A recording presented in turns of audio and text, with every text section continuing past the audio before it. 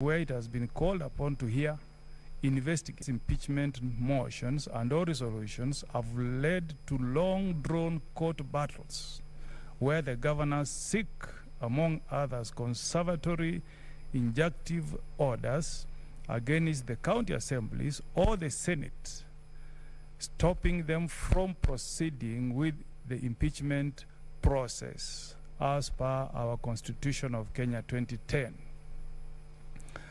In this regard, the Supreme Court, in petition number 32 of 2014, Justice Kariuki Mate and another versus Martin Nyaga Wambora and another, considered the issue of contempt of court arising from legislative proceedings where the appellants urged that the trial court ought to have noted the legitimate dilemma facing the Speaker of the County Assembly, who are subject to constitutional timelines, yet was faced with a court order stopping the legislative process.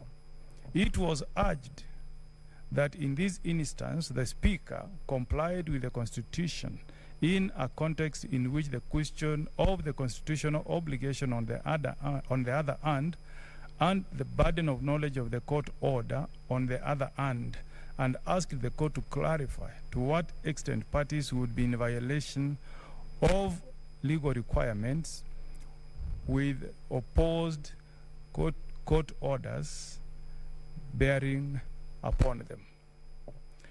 Any party aggrieved by removal proceedings in the County Assembly ought to appear before the Senate and raise all pertinent issues, including the legality of the process in the County Assembly. In this regard, the committee is guided by a quote from the ruling of the late Justice Onguto in the case of Mwangi Wairia and others versus the Speaker, Muranga County Assembly and others, where the judge said, and I quote, "I take cognizance of the fact that the Senate is truly what I may call the impeachment court. The Senate is expected not only to investigate the nexus of the allegations to the first petitioner, but the Senate must also interrogate the entire process as it is cut through the County Assembly. I have seen no law that restrains the Senate from returning a verdict that the process was not conducted as detailed under the Constitution or any law for that matter. Pray the Senate rises to the occasion and is practical and realistic in its investigations." End of quote. The constitutional mandate to impeach a governor is duly assigned to the County Assembly and the Senate. Article 181 defines the circumstances under which a county governor may be removed from office. In line with the terms of Article 181, Sub-Article 2 of the Constitution, Parliament duly enacted the County Government Act of 2012, which lays down the procedure for removal of a governor in Section 33 thereof. Further, Standing Order number 68 of the Senate Standing Orders also provides for the procedure for the removal of a governor from office. These provisions provide for strict timelines to be followed by the Senate in the process of removing or otherwise not removing a governor. Finally, on the question of the competence of the motion, the Senate, on the issue of the competence of the motion pending before the County Assembly of Wajir, the Senate ought not to involve itself on the validity of the proceedings pending before another legislative body. And this special investigative committee must limit itself to the question of whether the allegations made against the governor for removal are substantiated or not, and not as to whether there are other proceedings pending before the County Assembly of Wajir. That is our ruling, and we now order that we proceed with the proceedings. Mr. Chairman, we're most obliged. We'll serve you with these copies when we have a clean copy. Thank you. Chairman, perhaps before Learned Senior calls his witness, perhaps just some direction. We note that the augmentation or the addition to the affidavit has been allowed. We are going straight into evidence taking now. We still have not seen the additional evidence, and we will struggle to take instruction and cross-examine on it. Counsel for County Assembly, are you able to serve that evidence? You said you have it. Yes, Mr. Chairman, I can serve. Can it be served right away before you put your witness to the dock? We will serve it right away. Okay. Yes. Do I first serve the Senate or I just? Effect it, serve us and serve all the parties. Oh, we are most obliged. We'll do that immediately. Do that right away, and then you can call your first witness.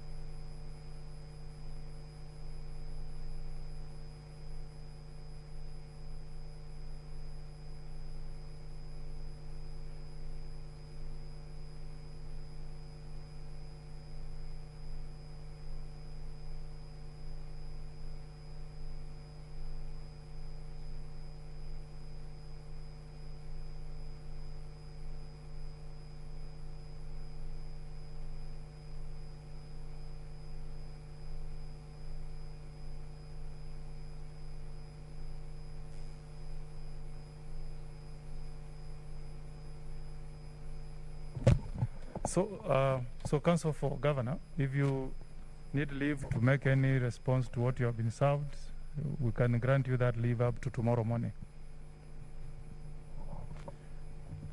What we would really relish an opportunity for is to take instructions, because it's a document we're seeing for the first time. So it's the governor being impeached. We would need an opportunity to show it to him. I don't know whether the witness will still be available tomorrow morning.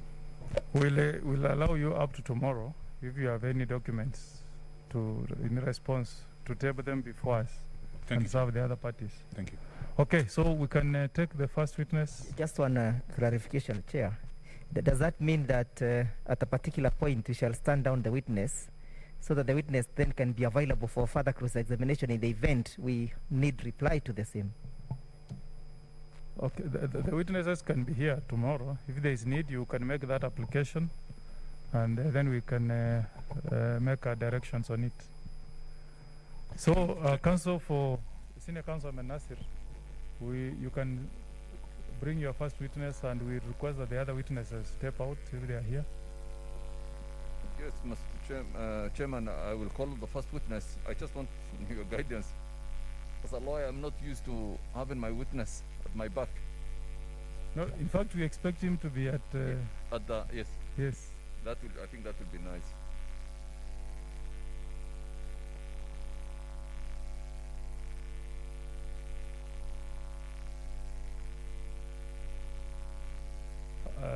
For time management, how long will you take with your first witness? Chairman, he's the principal witness. He will be a little bit longer than the others, but I will keep time with the others. I will save time with him, with the others. And since most of the affidavit and the documentations are on record, will not take long. My chief in examination, maybe 15 minutes maximum. How many? 15 minutes. You will take 15 minutes? Yes, yes. Okay. Yes. Very well.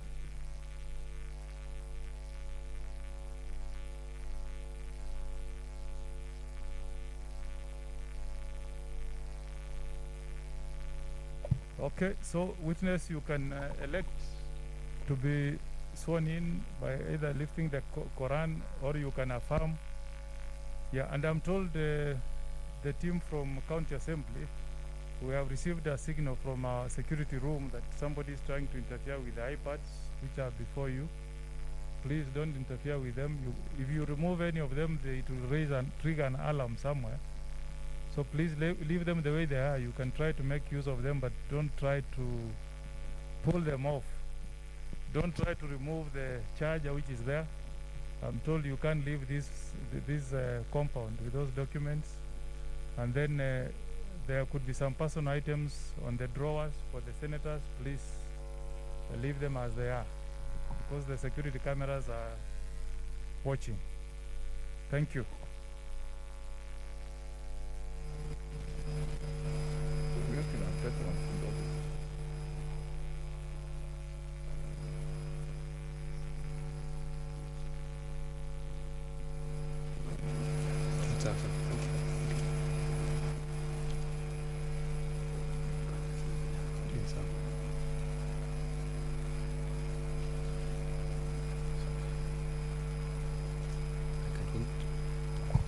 Okay, you can take work now.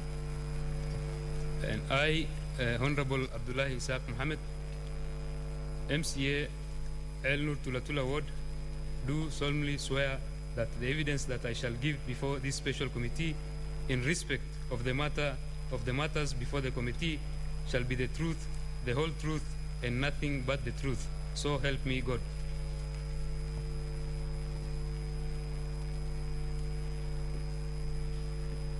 Yes, Mr.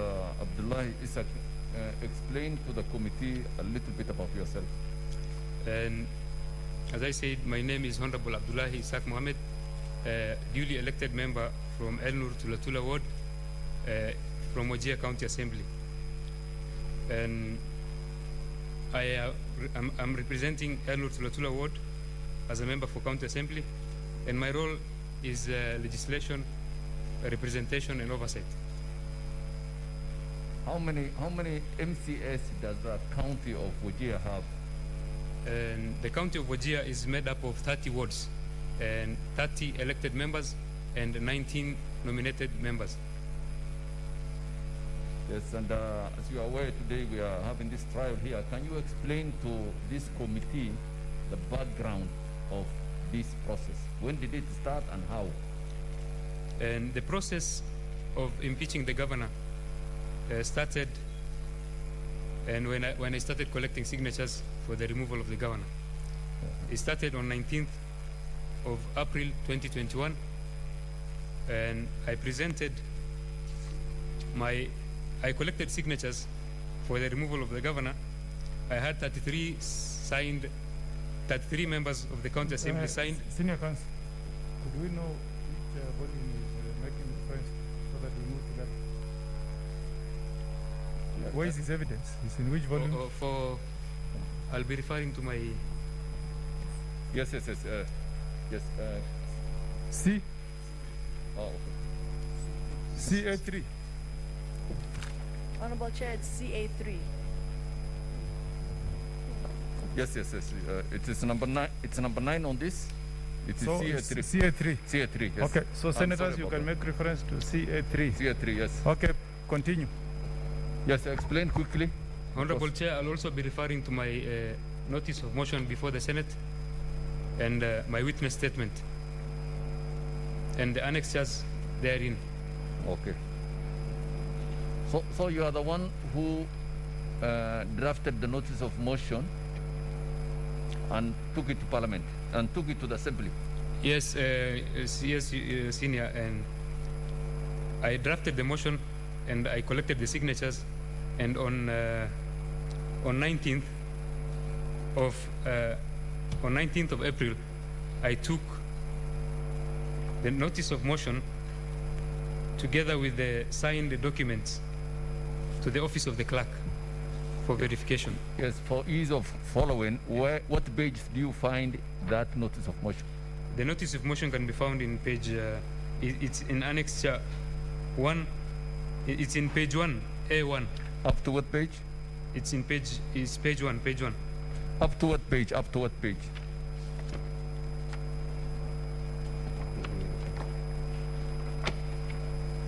Sorry, it's in page 1 up to page. And let me refer to my. It's page 1, page 14. Yes, up to page 14. Sorry. So No, then the notice of motion is in from page. It's from page 1 to page 14. the top, yes. Yeah, page 13. So Now explain to this committee very briefly what happened when you submitted that to the Assembly. as a procedure, and according to the standing orders of the Wajir County Assembly, and when I presented the signed documents together with the notice of motion, and according to the procedure, and I will refer to my witness statement here, I delivered to the clerk of Wajir County Assembly, Honorable Charlie, a copy of proposed motion in writing stating the grounds and particulars upon which the proposal was made, being for the impeachment of the governor of Wajir County, His Excellency Ambassador Mohammed Abdi Mohamud. Just, okay. Yes. Just explain what happened after you did that.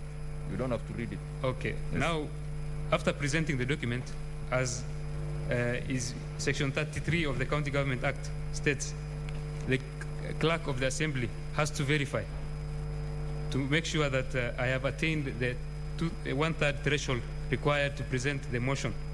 And did you attain that threshold? Yes, it is. The threshold is in Annex A12. That is page 14. 14 to 16. Yes, page 14 to 16. Then after that, what happened? Where 32 members verified their signatures. Yes. After that, and the clerk has then the clerk will submit the notice of motion to the speaker for approval. The speaker went through the notice of motion and was satisfied. After receiving the notice of motion, the speaker, and by provision of Standing Order 673, gave a notice of motion on the floor of the House on Tuesday, 20th April 2021 at 2:30 for the impeachment of the governor. And did the House debate that issue? The notice of motion was given on 20th April 2021. Usually, a notice of motion is not debated.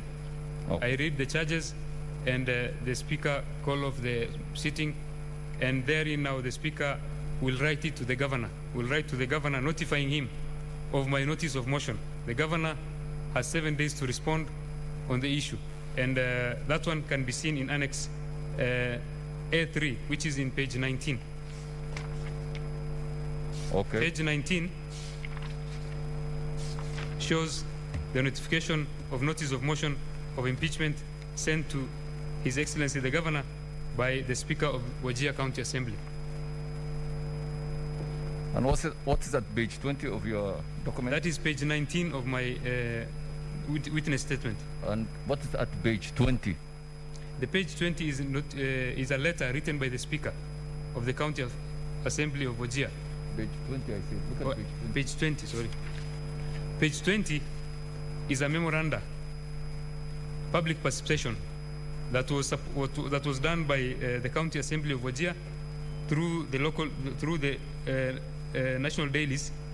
That is a submission of memoranda by the public, or public participation on the impeachment of the governor. Now let me take you to paragraph 15 of your witness statement. Look at paragraph 15. Paragraph 15 of your witness statement. Yes. Can you read to the committee what's the grounds of impeachment? What's that ground? Can you read? Articles, page 15. No. Paragraph 16. Yes. 16. Yes. Paragraph 16 is grounds of impeachment. Gross violation of the Constitution of Kenya, 2010, the County Government Act, Procurement and Disposal Act 2015, and the Public Finance Management Act by the following actions, errors, or omissions. 16 says that. No, wait, stop there. So that is your first ground. Was that your first ground in the notice of motion before the assembly? Yes. Can you highlight to the committee where they will find that in your notice of motion? It is found in my notice of motion. The notice of motion is in. No, that ground. Just highlight that ground. That ground. Yes. Is at what page of my notice of motion? Let me refer to my. It's on page. It's on page 4 page of 4. my notice of motion. So is it your evidence that that ground is captured word for word in this witness statement? Yes, I can confirm that. You can confirm that. Now explain very, very briefly what is the ground of impeachment under that ground one. What were you complaining about and what evidence you led? On gross violation of the Constitution of Kenya, 2010, the County Government Act, the Public Procurement and Disposal Act 2015, the Public Finance Management Act 2012, these are the following grounds. They are clearly shown. A was failure to account for the financial resources allocated to the county and appropriated by the County Assembly by failing to provide quarterly expenditure reports to the County Assembly in blatant disregard to Article 21A, 183 of the Constitution. Now let me take to your, look at your witness statement. Yes. It starts at paragraph 16, it goes to 17, 18. Explain to the court, explain to the committee, paragraph 18. Paragraph 18 is on the issue of pending bills. The county government of Wajir contracted the people of Wajir to do work for them, failed to pay contracts in the tune of 2 billion and 64 million. Considering that the economy of Wajir is very small, and considering the people of Wajir rely mostly on the expenditure of the county government, this is a huge sum of money for people to owe the county of Wajir. So is it your evidence that that sum that appears at paragraph 18 of 2 billion 64 million is work done and not paid? These are work done and not paid, and was presented by the CCM Finance as annexed in page 63 to 97 of my annexes. Now to your knowledge, was this budgeted for in the annual budgets of the county government of Wajir? It was captured in the budget of 2018-19, and it was not paid. Was money allocated for Yes, this it was project? allocated. The money was allocated for. To your knowledge, what happened to the money if it was not paid? The money was diverted to other payments that were that will be captured later in the motion. But this money was not paid. Go to paragraph 22 of your witness statement. Paragraph 22 of my witness statement. The actions of the governor, the actions on the part of the governor are also violation of section 33F, as he has failed to be accountable for management and use of the county resources. What do you explain? What do you mean by that? Now, I want to clearly show here that these pending bills that were submitted by the CCM Finance were just a portion of the pending bills. But if you go to paragraph 23, when these pending bills were submitted from the requests by the members of the County Assembly, accordingly, sometime in November 2019, a 9-member ad hoc committee was constituted through a motion table in the County Assembly. Now, the committee was established because of the public outcry that this money that was declared by the CCM Finance to be the pending bill was not actually the actual pending bill, but more than that. And it will clearly be captured by my colleague Hussein in his affidavit. So where is the evidence in your witness statement and the annexures? Where can you pinpoint to the committee to look into that report? And it's clearly captured in annexure A17, yes, page 98 to 177 of my witness statement. What does all that show? I mean, it's a lot of documents. What does it show in a nutshell?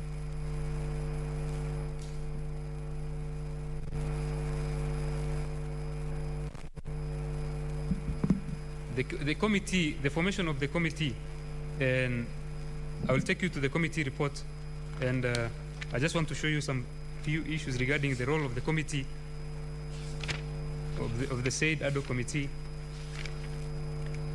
And if I take you to page 100, and on behalf of the County Assembly Wajir ad hoc committee on pending bills, now we were given, the committee is mandated among others.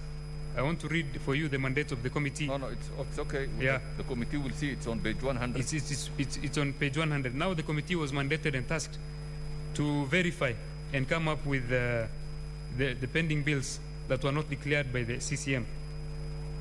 The pending bills are in the tune of almost 2 billion also. That will also be captured in the affidavit by my colleague. Now, it clearly shows that the county of Wajir, despite contracting members of the public or the companies, has also failed to declare that these contracts were done and were not paid. They only declared 2 billion.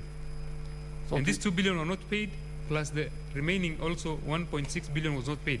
So to your knowledge, are those pending bills still pending? They are still pending. I can confirm that. Okay, let me take you to paragraph 26. Explain to the committee what are those figures in paragraph 26. Now, if you come to paragraph 26, and it's clear that the roles, there is a separation of power. The role of county assembly is to provide, one is to provide oversight role, representation. Now, in paragraph 26, you can see the money quoted, 70 million, belongs to the Assembly of Wajir for purpose of paying the salaries, mileages, and medical cover for honorable members. This money was supposed to be remitted on June 20th. If you go to annexure,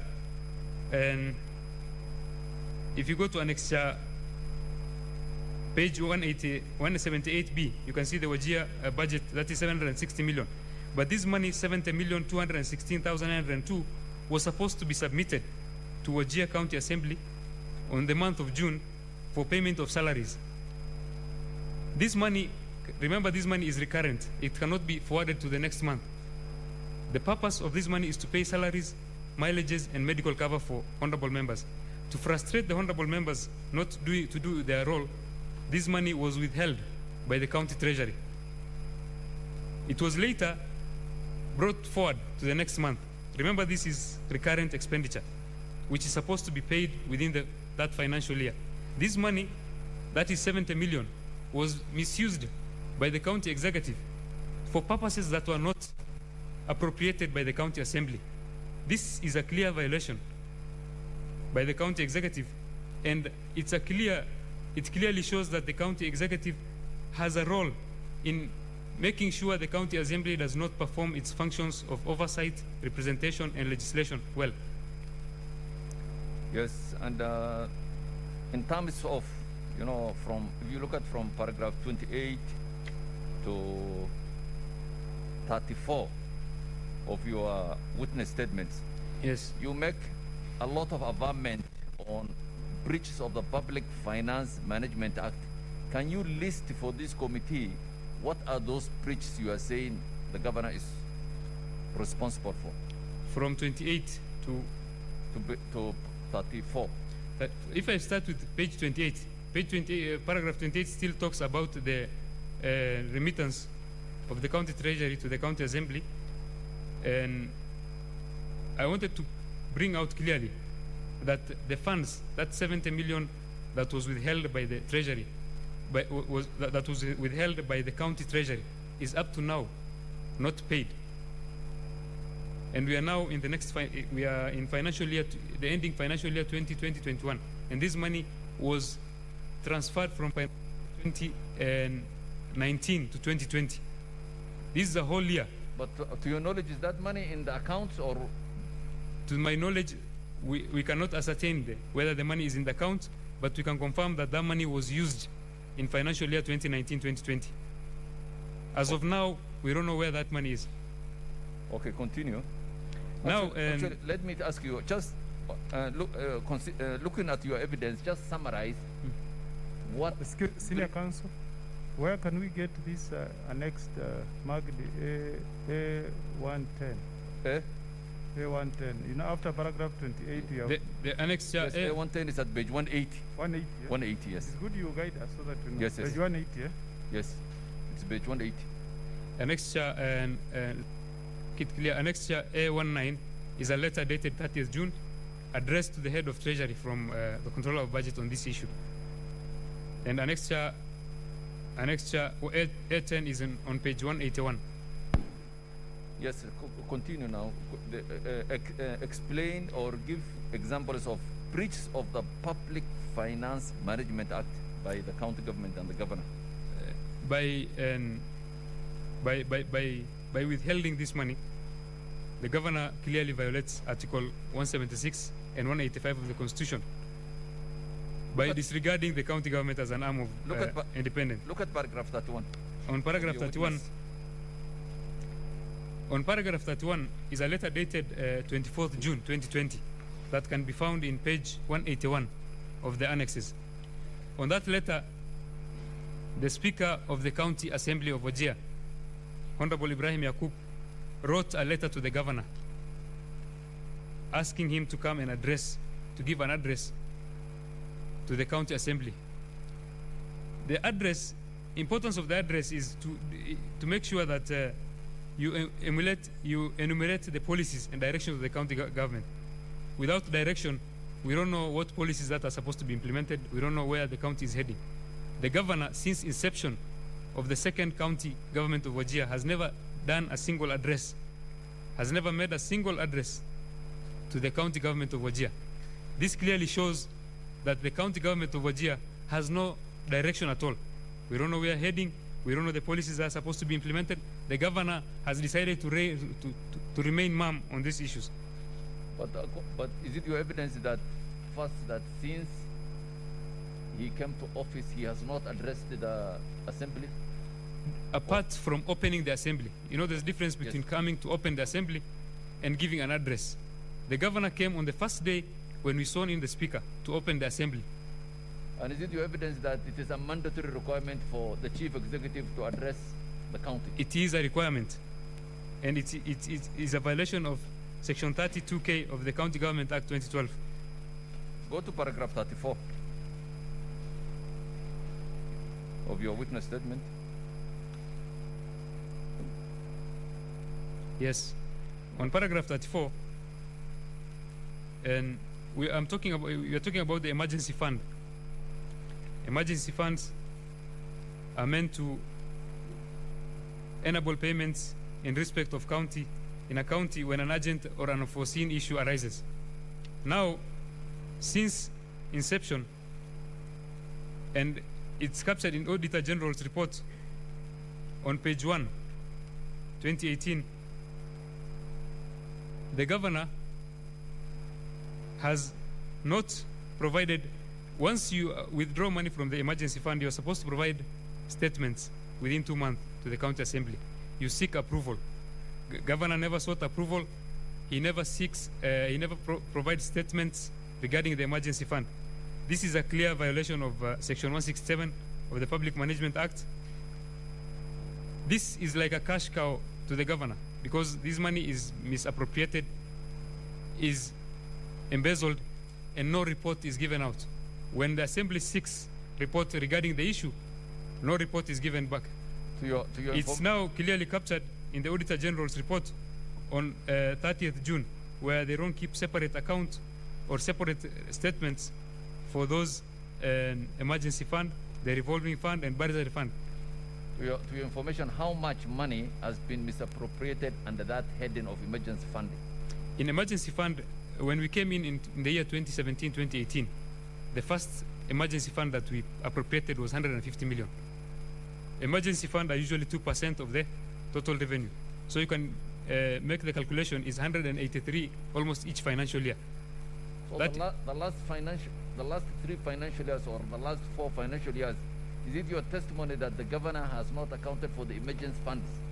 Yes, it's my testimony that he has not accounted for a single cent of the emergency fund. And as a county assembly, you have no idea how it was spent? The county assembly seeks information. Yes. Once information is not provided, the only avenue to go is through this impeachment motion. Look at paragraph 38.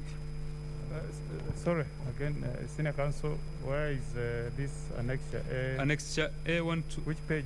112 is on page 183 of the audit. It's page 10 of the Auditor General's report. You can refer to my motion that was submitted to the Senate. Now go to paragraph 38. It's page 183. Is page 1 of the Auditor General's report, 2017-2018. Go to paragraph 38 and explain to the committee what is this absence of the cash book and how that 409 million and 440 arose. According to the Auditor General's report, the county government failed totally to maintain cash books. So if you This has caused a misuse of 409 and 440 respectively. This money was withdrawn with no cash book by the county treasury, contrary to the provisions of 119.5. This is a clear violation of Section 195.5 of the Public Finance Management Act.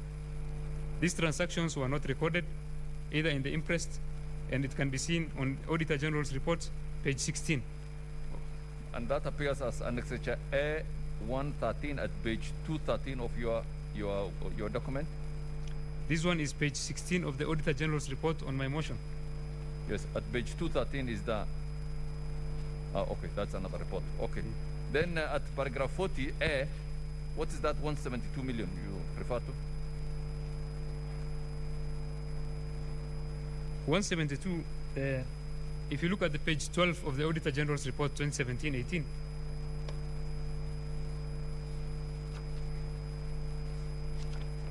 let me refer you to Auditor General's report, page 12, and irregular procurement of goods and services. Please, maybe use the marked numbers on your document. 183, 182. At the top, yes. Yeah. Yes. Now this one is clearly in my, I'm referring to my motion that was submitted to the Senate. Just explain quickly. Yes. A, B, this company called Fatco Construction and Transporters. On Fatco Construction, it was raised by the Auditor General that this company was awarded a contract worth 34,747,105, while this company had no other companies were, 3 of the bidders were eliminated, but they had better, they had better experience, and they had better, had a lesser experience than them. This company had a lesser experience, the Fatco.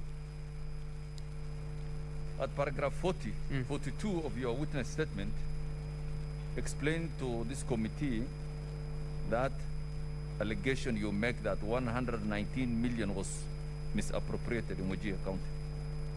According to the information from the Controller of Budget, this 119 million. SC, Senior Counsel. Yes. You know, I didn't get that page properly. We wanted to know, you have paginated your... Yes. So which page was he making reference to on the audit report? On... I will I'll get for you your... Okay. But we'll be giving you the pages in every annexure from now on, so that we can follow easily.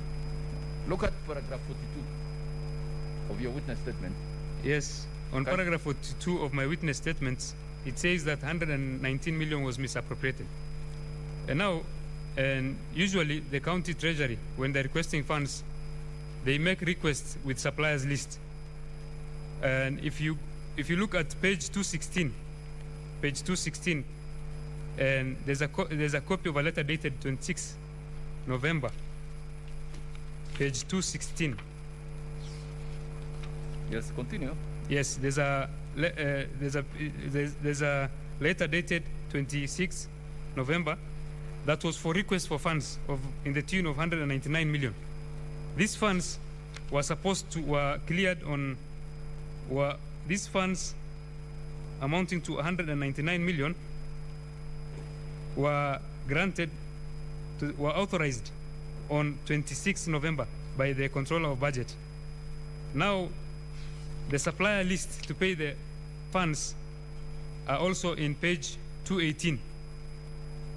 For Department of Roads, there were 24 companies in the tune of 104 million to be paid, and in the Department of Water, was 104 million.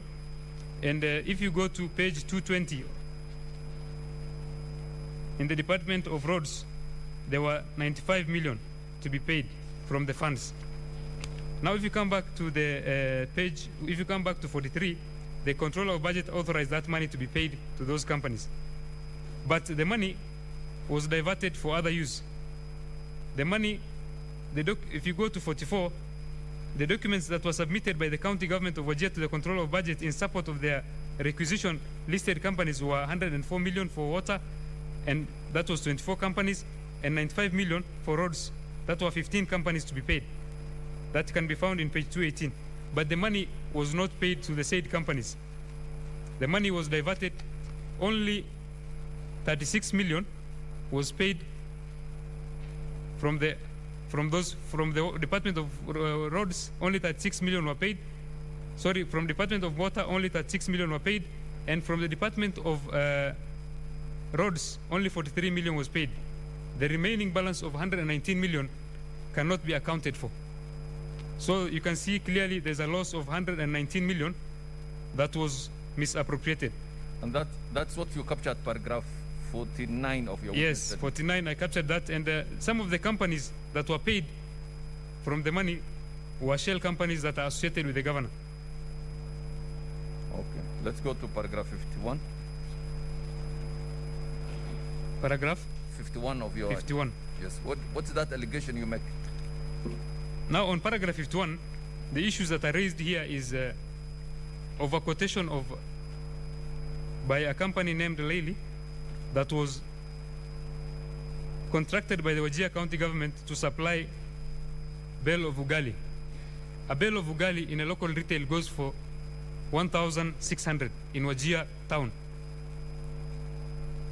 If you go for wholesale, it's even lesser than that. This company was contracted by Wajir County government to provide bales for 2,857 bales of ugali at the cost of 3,500. That is almost 200% of the local price. That one is clear misappropriation of the fund by Wajir County government. So further, you can see some items that were not delivered 100%. Apart from the bale of ugali, the contracted company did not 100% deliver the items. And this money was later paid to the contractor at full. So you can imagine. And that, where do you find it at what page? And in the annexures at page 229. 229. Page 229. And who owns that company of Layli General Contractors? Do you know? Layli General Contractors is owned by Osman, the witness that you called, the person you sought to be called as a witness. Witness. Yeah. Okay, let's go to the at paragraph 53. There is a number of contracts, a number of tenders you highlight. Senior Counsel, I Yes. think there is a senator who wants to seek a clarification. Sorry, Chairman, to interrupt, but if I got the question from the senior counsel, the question was, where would you get the evidence on who was paid for the supply of those bills of unga? Then he said this on page 229 is where you will get the evidence of payment. Turning to page 229 here, what I find is a letter of notification of award. So I want some clarity so that at least we're able to follow. The issue raised by the issue I was trying to explain is not the payment. I'm trying to explain the notification of award. This company was awarded a contract of 149 million to supply unga at a cost of 3,500. So the annexure there is a letter of notification of award to the supplier in response to the request for, in response to so this is a notification of award, not the payment. Notification of award basically is an agreement between the county and... Yes, continue. Okay. Do you have page 2 of that letter? Because what we have is just page 1. Page 229. Do you have the next page of that letter? We don't know the author. We don't know the author of the letter. Signature, the person who issued it. Are we together? Them like in bills of unga here, Chair. Just go to 229. At the 229. bottom, there is no signature. There is no author. 229 is it will clearly be captured in my. Let me guide you to my motion. Okay, if you don't have, proceed. Okay, now look at the page 234. Just look at page 234. Page 234. 234.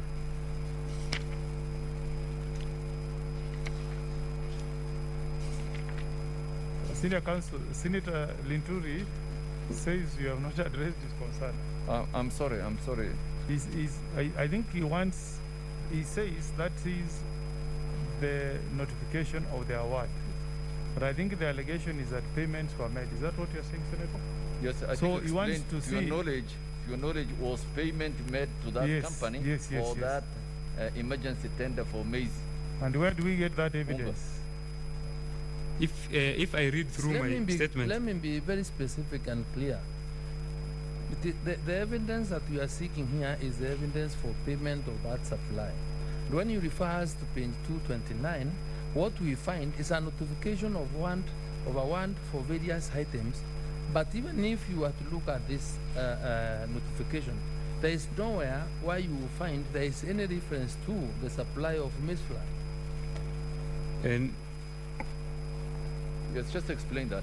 I want to explain this one clearly. Have you understood first? Yeah, I understood him very well. Senator, So I want to. you can look at the last item. There is, I assume ugali is what you are talking about. Well, yes, Ugali. Ugali. Ugali pale. The last item Flour. is ugali. Maize meal. 3,500. Chairman, from where we sit, the witness really should get no such help. It is his document, and let him point out where it is ugali, whether it is maize flour. That is for him. That's obvious. Okay. Answer the senator to his satisfaction. Senator, what I want to bring out here is from a statement sought by a member of the County Assembly. He sought to be, the statement is here. You'll do us a lot of favor if you make reference to a page so that Yeah, we yeah. are able to I'll follow. refer to you. Just read the page at the top. This is page 229. Next Okay, is we are there. 229. Page 229 is a notification of award. You can see at number 9, at the bottom of the page, ugali, a bell, goes for 3,500. Is there any place we can find that? The next page. Is there a next page first? Is there page 2 of that letter? To your knowledge, is there page 2 of that letter? It was supposed to be a. Is there any way we can find? To your knowledge? Yes. Let me find it in my. Can you give me a minute and find it in my motion? Okay, we'll come back. What were you saying in relation to page 230? In relation to Page 230. page 230. Yes. Now this was a response to request for a statement on county food and non-food items that were issued. This was a statement that was sought by a member for Wagberi Ward. If you go through, they're asking how many food and non-food items were brought. So you can clearly see here, and on the delivery of those goods. If you go to page 231, there's sleeping mat, there's tarpaulin, and the delivery percent is 93 and 80% delivered. But the main issue that we want to bring out here is the issue of award of a contract to supply a bale of ugali at a cost of 3,500. Now, Senator... There's no issue, there's no mention of payment here. What I mentioned here is the issue of 3,500 being paid. No, but let's go being, back. Being awarded. Wait. Let's go back to the question by Senator Lanturi. To your knowledge, was payment made for that ugali or pale or maize? A notification of award. That we know. To your knowledge, just if you say you know, say yes. If you don't, you say you don't. No. You are not aware. Yeah, I'm not aware of the payment. Okay. Now let's go to paragraph 53 of your witness statement. Yes. Can you explain those tenders and what the issues you are raising about this? And on paragraph 53, These are adverts that were placed on the local dailies. The adverts can be seen on Annex A121, that is page 319. Page 319.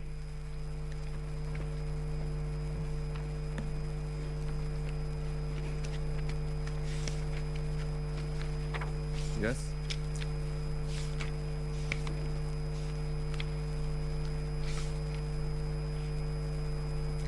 Page 319. This is a tender notice by the county government of Wajir, and according to the budget that was appropriated for Wajir County 2020-2021, there was no provisions or there was no budget for construction of mega dams. As you can see here, there was an advert of 4 mega ponds that were to be constructed in 4 sub-counties. This issue clearly shows that the governor had gone out of budget. The purpose or the role of County Assembly of Wajir is to appropriate budget. And for you to change the budget, you have to seek the approval of the Assembly again. Now, they have advertised for these projects. Some of the projects were tendered, they were awarded, and were paid, while other companies within water, for example, if I may take you to paragraph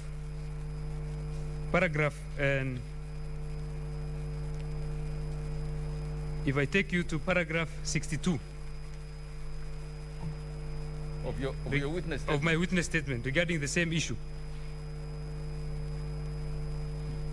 In paragraph 52, in paragraph 62, there's a company that was contracted by Wajir County government to provide service. The company provided service at a cost of 18 million. On 22nd May, the company completed the work and was given a letter of completion by the engineer. This company was not paid. The company sought legal redress, and it was given 21 million as damages and costs on 26 November.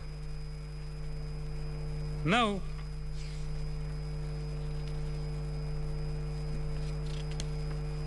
annexure here, you can see the on A23, you can see the annexures. That is on page. That is on.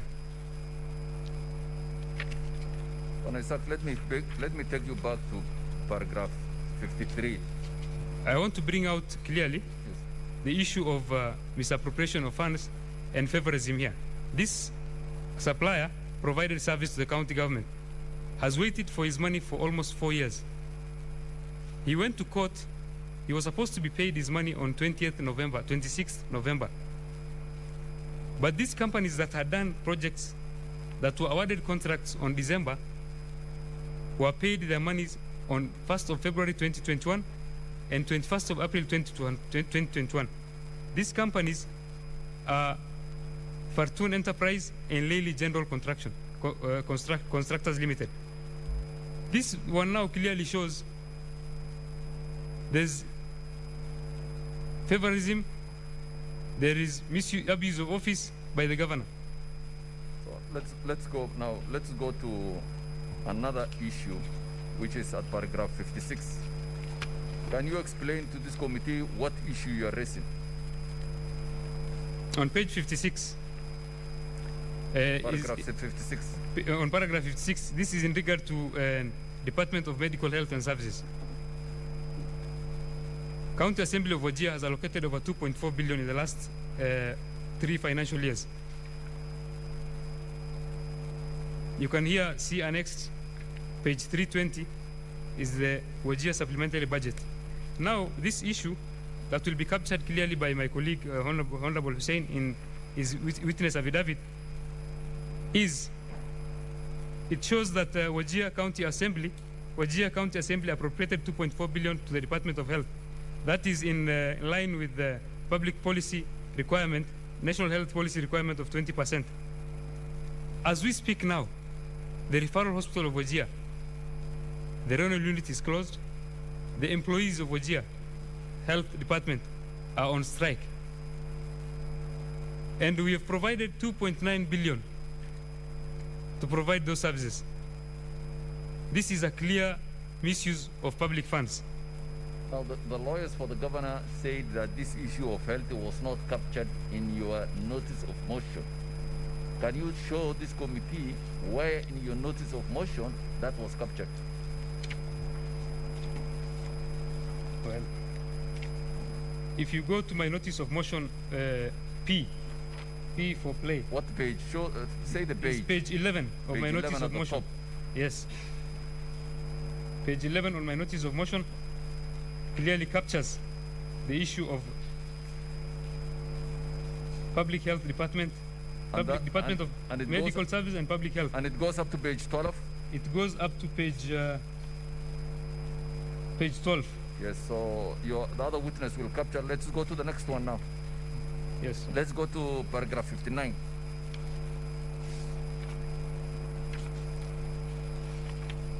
Are you there, 59? Yes. What are the allegations you make in paragraph 59? In paragraph 59, and the allegations I'm making is that the governor is in abuse of power and authority contrary to Article 236. What do you mean? The governor has reshuffled almost 6 times the number of chief officers in the Department of Finance. This is a very critical department.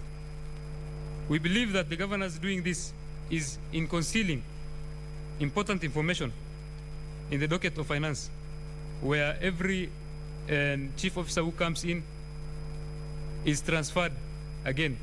So there is no accountability. And at paragraph 60, what do you say? At paragraph 60,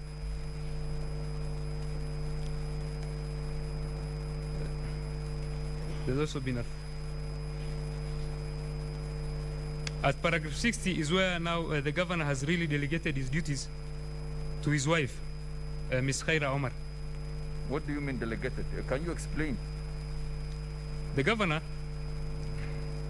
has not only allowed Ms. Khaira Omar to run the county, he has actually left the roles that were supposed to be performed by him to her.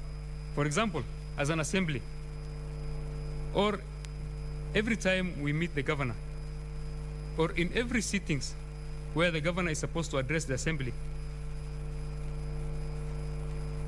the issues that are raised there are raised by Her Excellency the governor, the First Lady.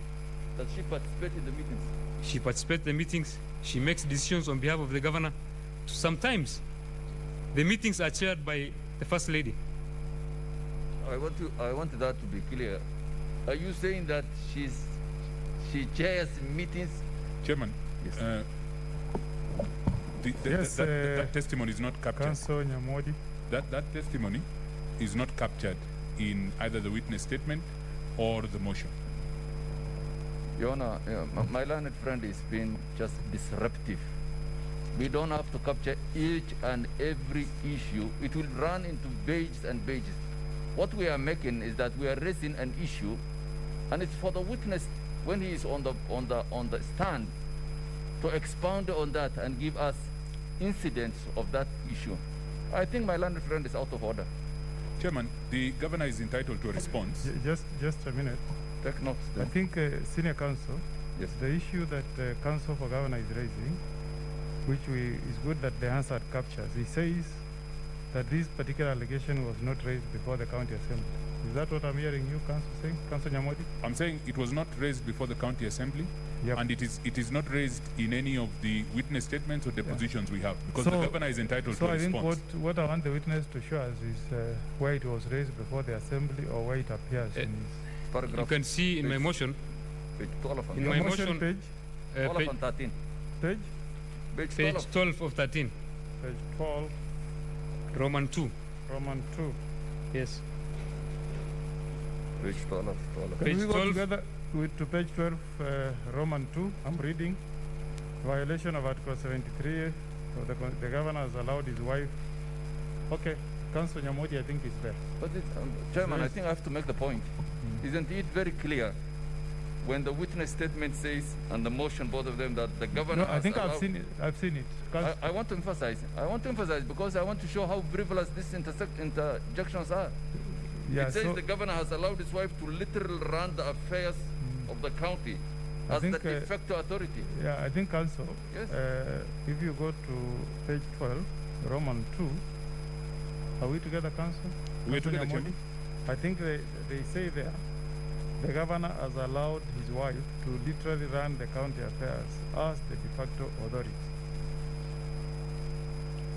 That is the extent, Chairman, Yes. with tremendous respect of the testimony. The addition that she chairs executive committee meetings is not in any testimony. And that is where my objection comes from. No, read it. It's continue. Chairman, Let's, excuse me, let's have decorum. You know, if you read through, they say that she unilaterally make, I don't know what that means, based on her own wishes and judgment without due regard to any law. So I think what you can counter that evidence, but what they're trying to do is to adduce evidence in support of that allegation. It's okay, we shall deal with But you him can in cross. counter that when you quote your witnesses. We'll deal with him in cross-examination. So you can proceed. Well, I mean, I think you are just explaining to the chairman and the committee that there are certain meetings where the wife of the honorable governor presides over. Can you elaborate us on that point? I want to make a correction on the council of the governor. I didn't mention the issue of executive meeting. I didn't say she sits on the. I said on our meeting as members of the county assembly when we're meeting the governor. That is not an executive committee meeting. That one is a meeting between the assembly and the governor. But Chair, maybe we might have to seek your directions once more during issue with senior. How do we deal with scandalous evidence that has already gone on record and we do not have an opportunity of response? The question of scandalous and vexatiousness is an issue here, that it is not protected under the Evidence Act. We seek your guidance. Perhaps, Chairman, another item of guidance with a witness like this. I don't know what we would need to do to have recourse to the Hansard of this committee meeting, because he's saying one thing and he jumps onto the other side and says something else. Okay, I think for clarity, can we from you, Honorable Isaac, Yes. what do you want us to take on record? I want you to take on record as me saying that she sits in the sittings between the assembly and the governor. Not in the executive. Not in the executive. Okay, I have not then mentioned the executive meeting. we'll order the other part which refers to the executive to be expunged from the answer. Thank you. And we take what you have said. For further elaboration and deliberation, this one can be done by witness Honorable Shaib. We'll take on that one. Okay, can you explain, if you look at both your petition and the witness statements, there's this line that says that the governor has allowed his wife to literally run the county affairs as the de facto authority. What do you mean? And Honorable Chair, orders to the employees of the county are given by the First Lady. Although it's not done formally, but the orders are given by her. It's clear and it's known to everybody in Wajir that she rules with iron fist. She's the one who is in charge of the county. Now the next line I will ask you is that Chairman. SC Ahmed Nasir, proceed. yes. Now in that page 12 of Roman 2, you say he ceremoniously officiates and signs off where necessary for decisions she unilaterally makes based on her own wish and judgment without due regard of law. Explain, because I want to ask you a question on that. What do you mean by that? I mean, the orders and the governor's responsibility is just to sign the documents, like the budget documents. But in the execution of the budget, the person who handles the chief officer finance, the person who handles the CEC finance is the governor's wife. Chairman, just... Honorable Outa, you have an intervention? Yeah, Chair, I just wanted to get some clarification whether these meetings were formal or informal, where the First Lady is arbitrarily attending as, you know, as part of executive. Honorable Isaac, Yes, you know, what Senator Outa is saying yes, is that when you make an allegation, yes, you know, if you look at our standing orders, what we are looking for is substantiation. yes, You will not be able to substantiate if you don't make reference to where that evidence can be found in your bundle. So when you say signs of where necessary decisions unilaterally, you need to guide us and say, these can be found in page this of this bundle. I mentioned earlier. Otherwise, you know, if you just say, then how do we say this allegation has been substantiated before us? These allegations can be further substantiated by a third witness who will appear before you. So that's what you want us to record, yes. that you are not able to substantiate what you are saying, Yes. but the next witness will substantiate. Yes, he has a Okay. sworn affidavit who will substantiate further. Okay, we'll record it as such. Senator Susan Kihika. Just a quick one, Chair, as I know he's saying, the witness is saying that another witness will come and substantiate. But when, say, for example, he tells us that the First Lady or the Governor's wife calls for meeting audit, is there anything signed? Is there a minute signed? Does she, you know, like beyond him just saying that? What do we have?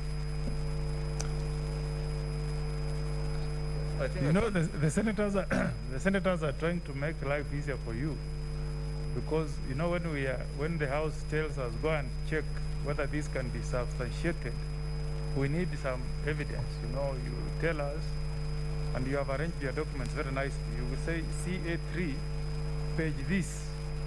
This is where the First Lady directed that the ABC be done, and those are the signatures. That's what Senator Kika is trying to draw to your attention. And if it's not there, we'll take it that the next witness will be able to do the substantiation, as you have said. Yeah. Then we This issue will can be by al- the next witness. will be done by the next witness, but Okay, no, that's enough. Then we leave it there. okay. We'll get more meat when we get the next witness. so. Before we leave, is it your evidence that this? I'm sorry. Senator Petronila. Thank you, Chair. Still on the issue of substantiation, the Senator for Kisumu asked if your meetings with the Governor's Account Assembly in which the First Lady attended, were they formal or informal? If they were formal, were there minutes written? Is there some reference in your documents to those minutes? If they were informal, do you have some photo, some video and we have facilities which can help you put up that video or photo so that we really have evidence that such a meeting happened and she attended? The meetings that were attended by the governor's wife mostly were Kamkunji meetings between us and the governor. So they were not formal, but this is a Senate, and you run things sometimes through a Kamkunji meeting before things are taken to the House. Am I right or wrong? I think let's leave it at that. You are the witness. Let's You leave tell it us, at you are that. the witness. We leave it. Excuse me, Ndego Council. I think we leave it at that. You can proceed to the next. Can I ask just a follow-up question on that? I think that is very important. You know, whether it was formal or informal. But did you participate any meeting where you were present and she was present? I have participated several meetings. Yes. Yeah. Now, and it's also your testimony that abuse of office, gross misconduct has been captured in your Yes. in your petition, eh? Yes. Now, when you went to the when you went to the county assembly, now was the whole issues in the notice of motion finally ventilated? Because I want to refer you to the proceedings that appear from page 21 of your record. What's that? Can you explain? Page 21. Yes, page 21 to 62 of the record of your document. Of my witness statement. Yes. Page 21. Yes, from page 21 to 62. Look at it. What are those proceedings? Page 21 to 62. These are and this is the process that I'm supposed to go through. The first page 21. This is a ruling, a communication from the chair by the speaker regarding the impeachment,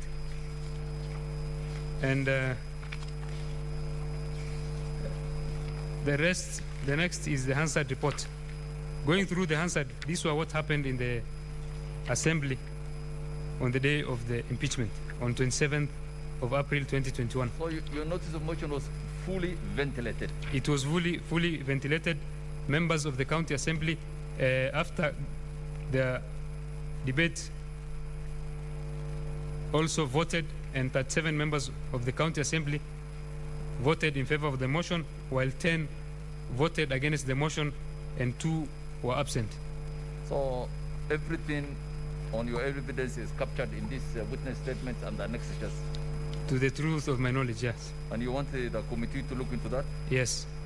Donna, most of that is the end of evidence in chief. Okay, thank you, Honorable Isaac.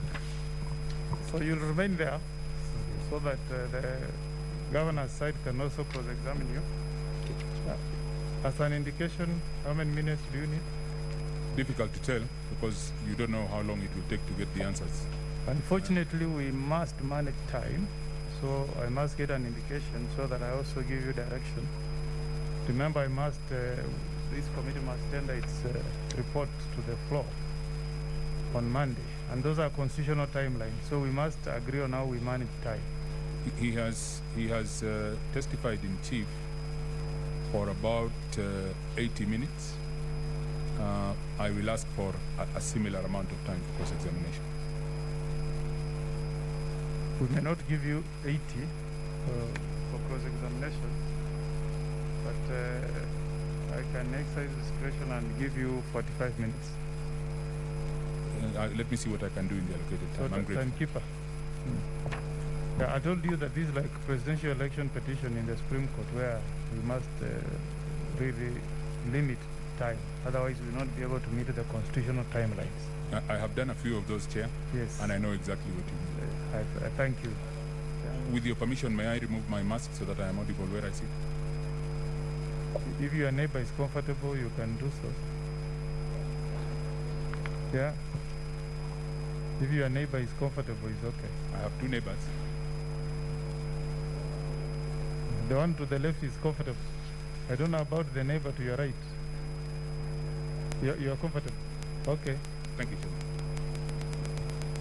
So timekeeper, you keep on reminding him, like when he's done 30 minutes, so that he's aware that he has 15 more minutes. You may proceed. Thank you. Juan Isaac, good afternoon. My name is Paul Nyamodi, and I lead the legal team for the governor. I just want to start quickly from where you finished before we go back to the beginning. In respect of the allegation that you attended meetings of whatever sort where the First Lady of Wajir was in attendance, does your statement state any particulars of such meetings that you attended?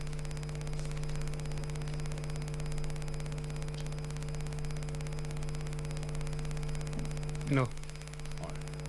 Now, I want us to go back to the beginning of your statement, and I want you to look at paragraph 3 of your statement, where you state that your notice of motion at the end is a notice of motion dated the 20th of April, and it is duly signed by yourself.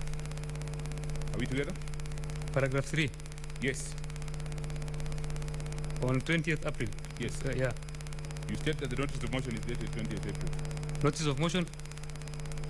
Pardon? Just read the last two sentences of paragraph 3.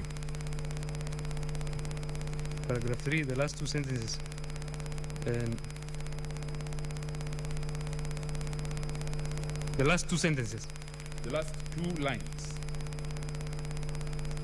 The last two lines, grounds inter alia of gross violation. Ama, you are talking about the annexes. The annex, are you talking about the annex?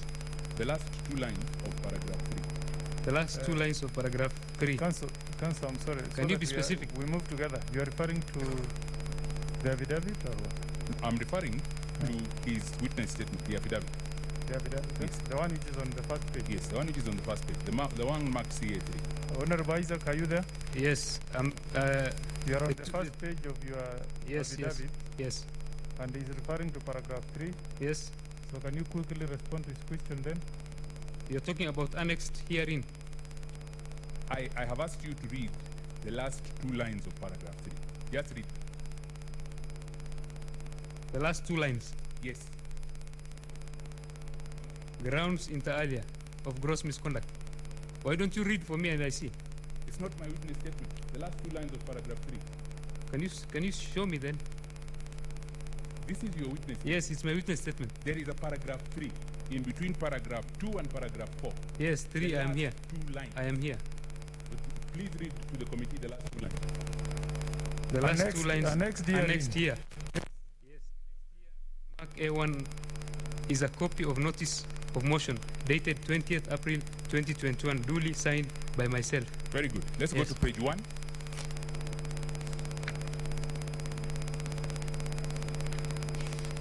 Yes. What is that? This is a notice of motion. When is it dated? It's dated 19th. And who is it signed by? Abdullahi. Is it a different document from the one you referred to in paragraph 3? A notice of motion was presented on 20th.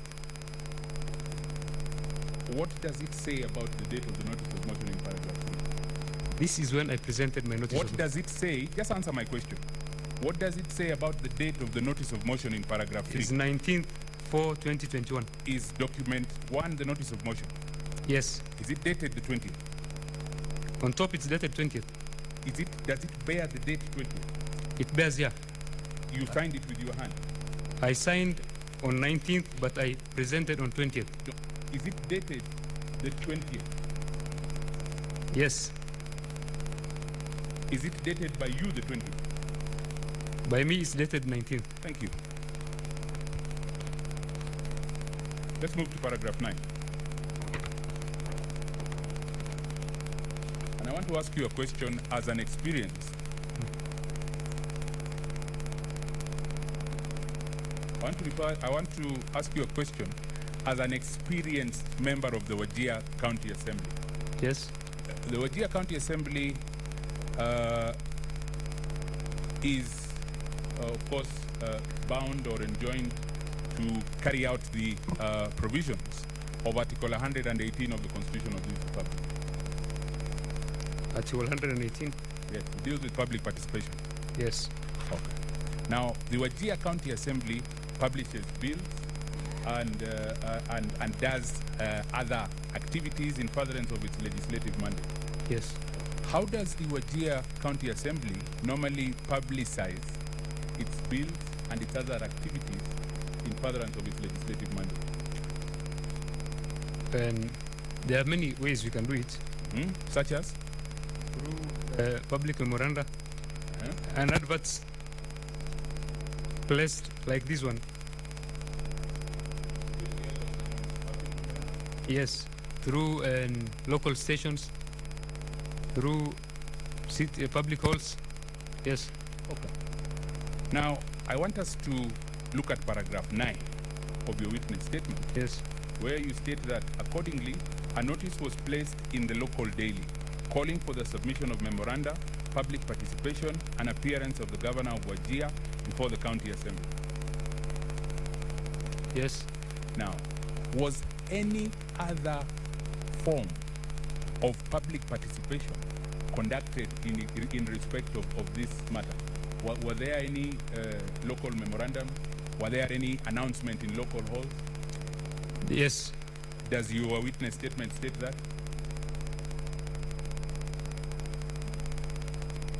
No. And without downplaying the status of a county like Wajir, what is the uptake of newspapers within the county of Wajir? These newspapers you vaguely describe as local dailies. What is their uptake in the county of Wajir? It's huge. The uptake is big. Such as how big? I don't have the statistics, but it's big. Was this mode of public participation the most effective? It's the one we use in our public participation. You've told the committee already that you use more than this. And in this one, the only testimony you have is that this is the mode you use. Is this the most effective? This is not the only mode we used. Does your witness statement state that you used any other mode? It's not captured in my witness statement, but Right, the other thank you. modes we used. Thanks. Now, I want us to go to page 20.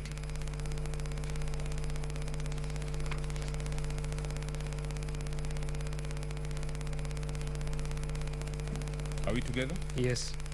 You're an extra AI4. Page? Page 20. Page 20. The document that says County Assembly of Wajir at the top and the bottom says scanned with CAM scanner.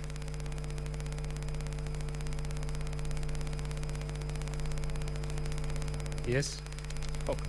Now I want you to look at that document, and I want you to look at paragraph 9 at the same time. And I want to ask you the question: does paragraph 9 state which local daily this advertisement was purportedly placed in?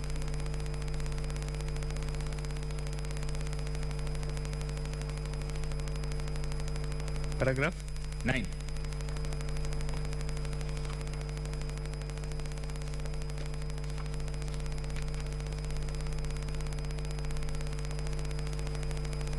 You're eating into my time. Yeah, I'm reading through my paragraph.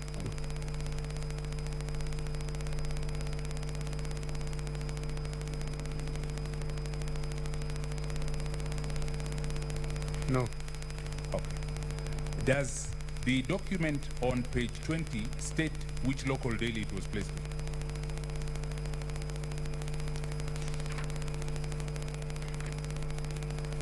It's not captured here, but it's states. Does it state which daily it appeared in? It was placed on a local dailies, but it doesn't capture here. Okay. I want us then to move on, and I want us to get into the evidence you give under the grounds of impeachment, and I want you to look at paragraph 16 of your affidavit. Yes. How long have you been a member of the Wajir County Assembly? From 2017, August. From 2017 August? Yes. You're a first-term member of County Assembly? Yes. Okay. And what are some of the roles that counties assemblies play in the devolved system of government in this republic? There are many roles we play. What are some of the notable or important ones? And we do oversight roles through committees. We do preparation of budgets, not preparation, approval of budgets. Okay. Oversight and approval of budget. Yes. And the oversight role is exclusively carried out by the assembly. Yes. Okay. Now, I want you to look at the third line from the bottom and read for me the sentence that starts the governor. The governor, as the oversight authority of the county, in performing the functions under section 32, is accountable for management and use of county resources. Now, does the governor or the executive perform any oversight function? His staff, in dealing with his staff. He performs an oversight function. He is in charge of the executive. That is true. Yes. That is very true. Yes. But in the county government setup, is oversight carried out by the assembly or By the executive, by the assembly. Thank you. I want us to move on to paragraph 17. And I want to draw you to the middle of paragraph 17. And listening to what you have been saying, the testimony that you have been Councillor, saying, just for my clarification and the members, which act are you referring to when you say section 30 subsection 2? Which statutes in your paragraph 16? Paragraph? In paragraph 16, you have said functions under section 30 subsection 2. Of which statutes? In performing the functions under section 30. Which statute are you referring to? County Government Act. County Government Act? Yes. Okay, thank you. Proceed. listening to the testimony that you have rendered this afternoon, you have placed the blame for everything that has gone wrong in the, or may have gone wrong in your view in the county of Wajir squarely at the doorstep of the governor.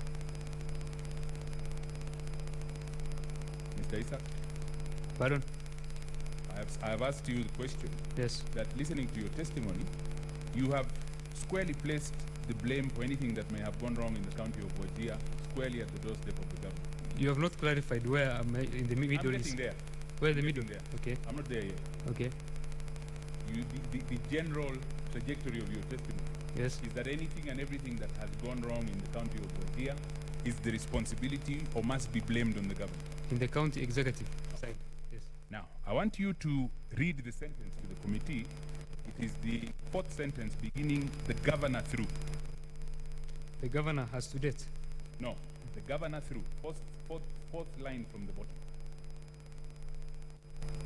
The governor, through the respective accounting officer, has failed to provide quarterly expenditure reports to the county assembly in blatant disregard of Article 201A, 183(3) of the Constitution, and Section 149 and 166 of the Public Finance Management Act, 2012. When you say the governor through the accounting officer, what do you mean?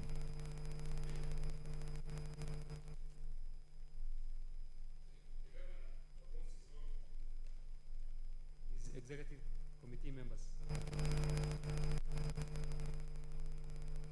Therefore,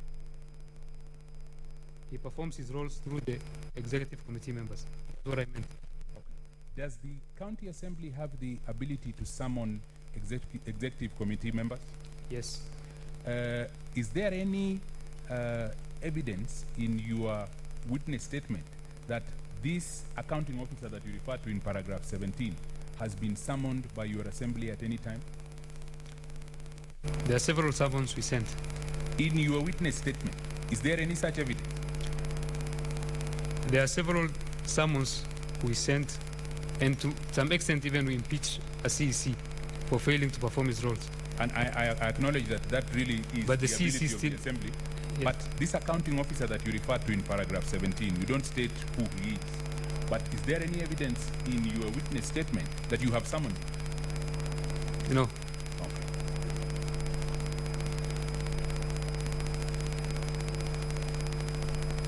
Now, I want us to move on to the issue of pending bills. And I want to refer you to paragraph 22 of your witness statement, where you state at the top the actions on the part of the governor. Now, I want to ask you the question, What actions have you referred to in respect of pending bills before you refer to paragraph 22? What actions have you referred to in your statement? Pardon? What actions have you referred to? What actions of the governor have you referred to? We were talking about the pending bills, the accrued pending bills that were not paid. Correct. So the actions of the governor not to pay the pending bills. Have you referred to that in your witness statement? Yes. Where have you referred to that?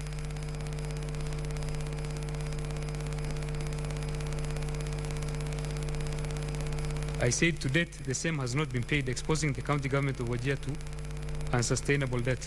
Precisely. But you have not said that it is the governor who has not paid. Have you? Who else is supposed to pay? No. Have you said it? It is the governor, of course. Have you said it?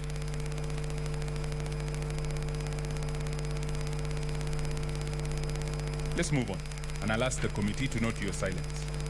Now, in the... So is there an answer so that we know what to record to that question? I have mentioned here on paragraph 21 To date, the same has not been paid, exposing the county government of Wajir to unsustainable debt. The governor, in his capacity as chief executive officer of the county and the chair of county executive committee as per section 32H, is mandated and responsible to ensure that members of the county executive perform their functions. Right? That's where I refer to. Have you stated that the action of the governor is not paying bills? That is the function of the governor. I have stated here clearly, the governor as the chief executive officer of the county. But what is the action? He is the overall. The buck stops at him.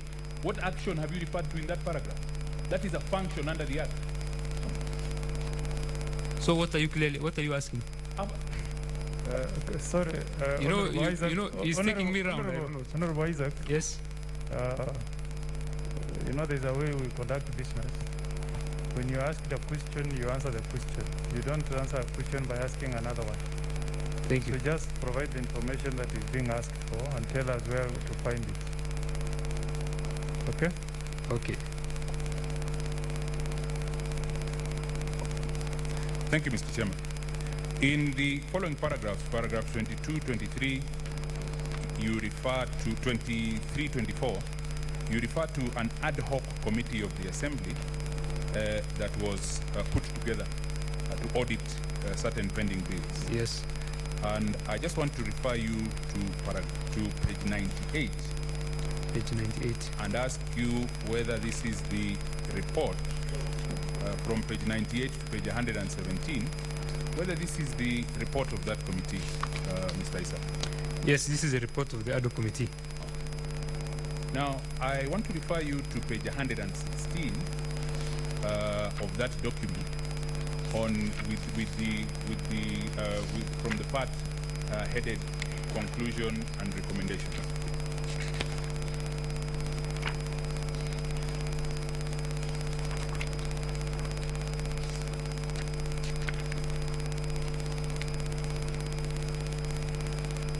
Are we together, Mr. Yes, yes. Now, if I recall your testimony, what you stated was this was the report that indicated that there were massive problems with pending bills in the country. Yes. Okay. Now, in your own words, I want you to read from the top, paragraph 6.0. Conclusions and recommendations. Yes.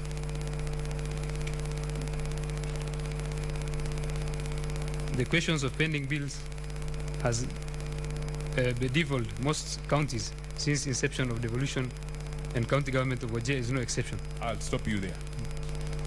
You are saying that the issue of pending bills is common through all the 47 counties. Yes. And this committee acknowledges that. Yes. It acknowledges that the issue of pending bills is not unique to Wajir County. Yes. Okay, go on.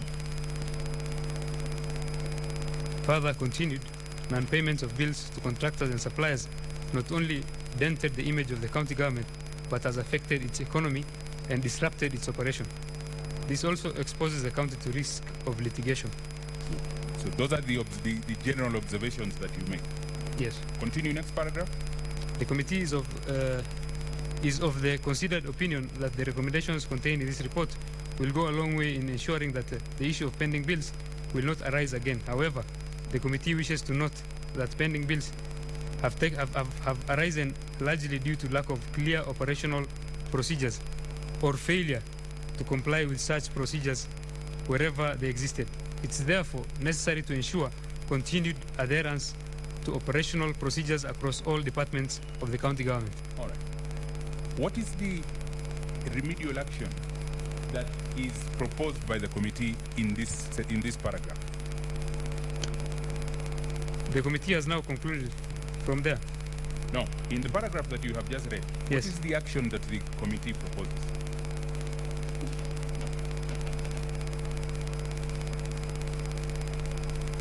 Is it not? Committee has not. That it is necessary to ensure continued adherence to operational procedures across all departments of the country. Yes. That is after noting what is going on, that is what you point out. Yes. All right. Let us go to the next paragraph. Continue. The committee has now concluded the pending bills verification exercise and has recommended the following. 1. The committee recommends an independent internal audit section be established by end of June 2020 to undertake regular system audits on various operational processes, including staff recruitment and promotion, procurement of goods and services, issuance and surrender of interest, payment procedures, fleet management, revenue collection, amongst others. Next. This is needed to ensure that the recommendations contained in this report are implemented fully if pending bills are to be avoided in future.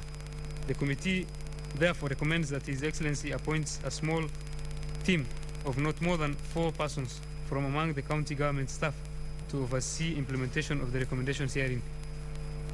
The chief.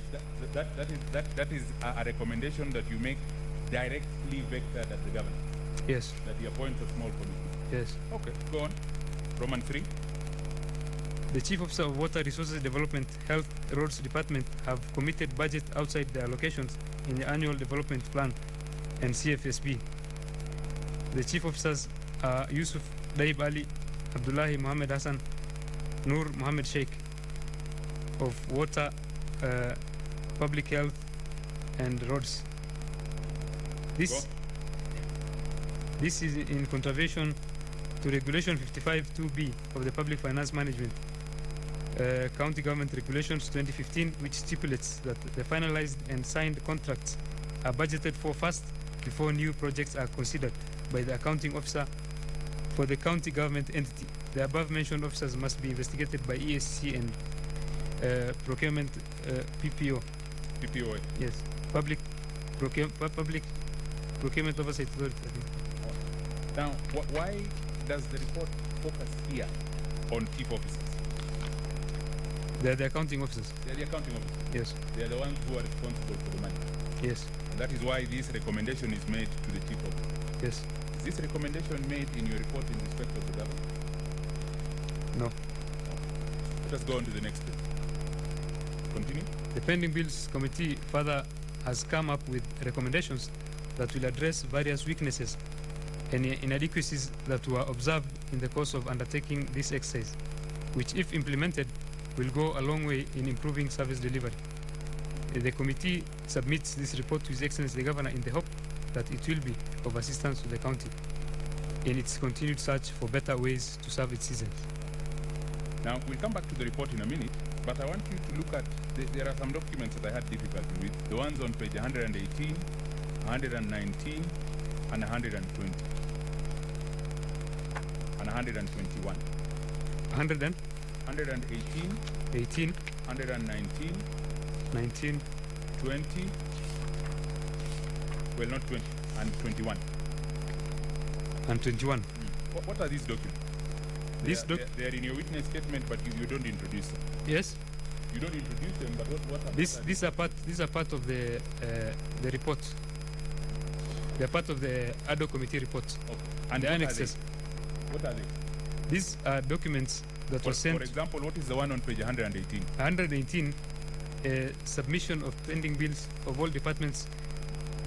This is a letter sent to the CC Finance requesting submission of pending bills of all departments of the county government of Wajir. Look at the third paragraph. Isn't it a summon that he appears before the committee? Yes. All right. Look at the beginning of the 5th paragraph on page 119. What is its purpose? Beginning of? The beginning of the 5th paragraph on page 119. What is the purpose of this letter? The delayed payment of goods. Yes. And services procured by county government led to deterioration of financial positions of business, and in particular the SMEs, which also led to negative impact on the county economy. What is the conclusion? The last paragraph on the letter on page 120?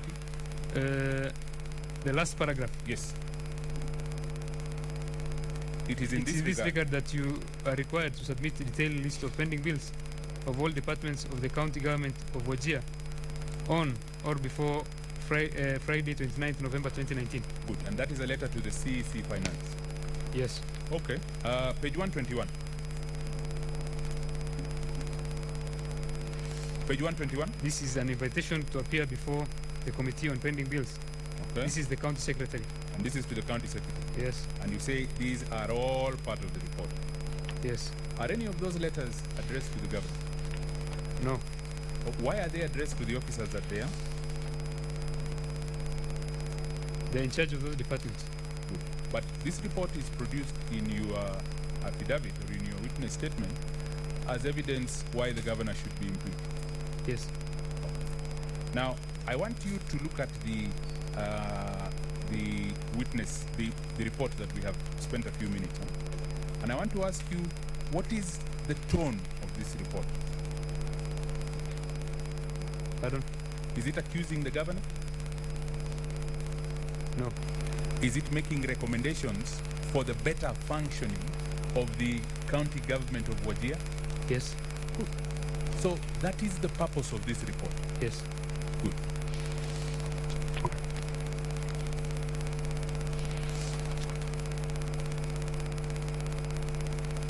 Now, I want us to look at paragraph 27 and 28. You produce two letters here, AI9 and AI10, which are on page 179. You refer to them, and 180.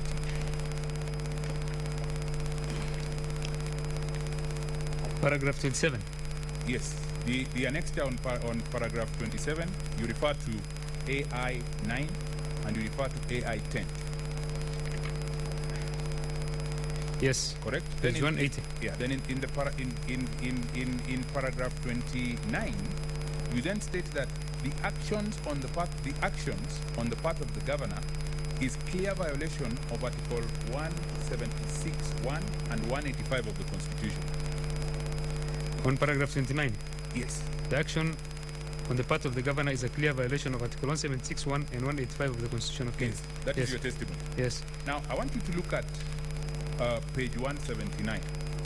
And I want to ask you the question, what was the action required of the governor by the letter on page 179? Who is it addressed to?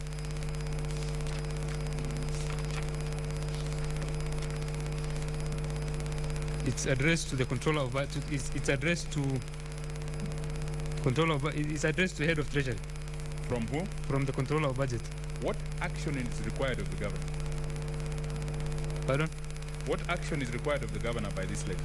The action of governor through the county treasury is to release funds to. The funds was to release funds. On the face of this letter? Yes. Is there any action that is apparent of the governor? This money.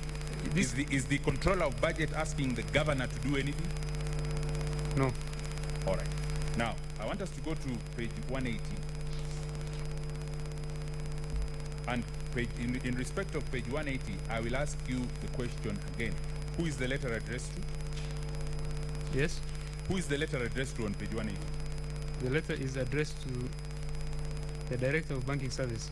Good. Where? Pardon? The Director of Banking Service. Central Bank. Central Bank. All right. And who is the letter by? It's from the County Treasury. It's from the CC Finance. Now, is there any action required by the governor or of the governor by the letter on page 180? No. Okay. Now, I want to take you further back, and I want to refer you to paragraph 25 of your affidavit. And I just want you to read the first sentence of paragraph 25. There has been a failure. First sentence, paragraph 25. Yes, sir. There has been a failure to draft the medium-term strategy for financial year 2020-21 in contravention of Section 123 of Public Finance Management Act 2012. That is your testimony? Yes. Now, this is important because one of the grounds that you have stated that the governor should be impeached for is gross violation of the law. And I want you to refer you to Section 123 of the Public Finance Management Act, and I just want you to read it out loudly to the committee.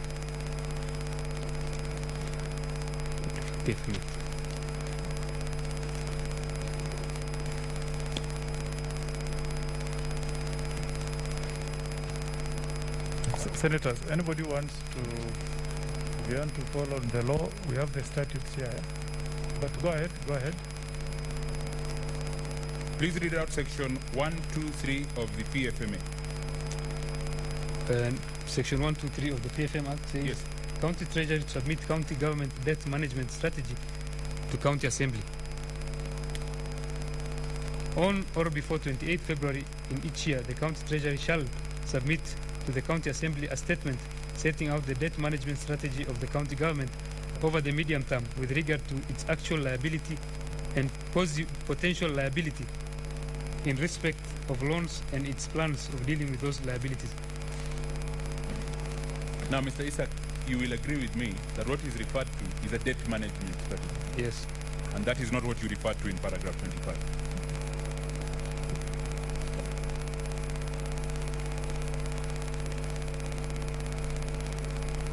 You made reference to section 167 of the same act in your testimony in chief. I want to quickly just refer you to that provision.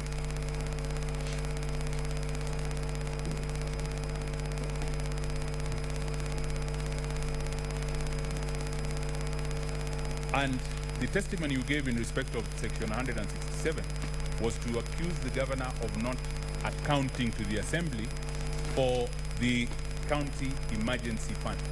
And I will just ask you again, what does section 167 of that act provide?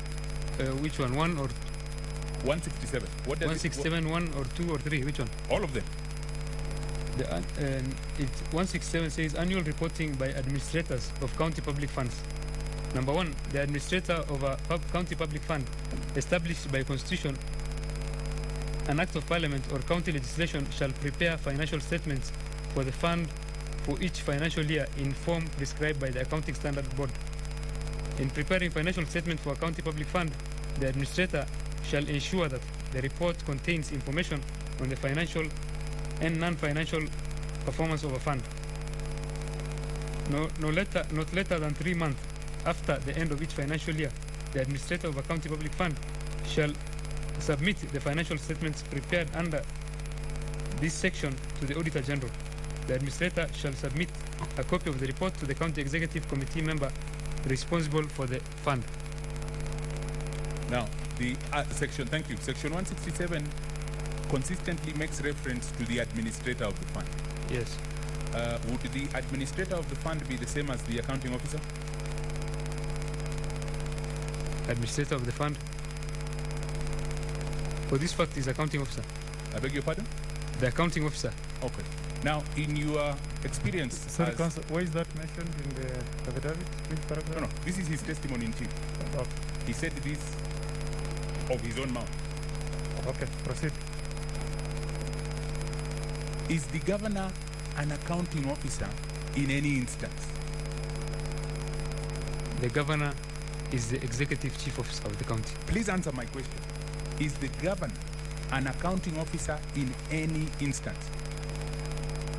No. So, does section 167 of the Public Finance Management Act refer to the governor? No.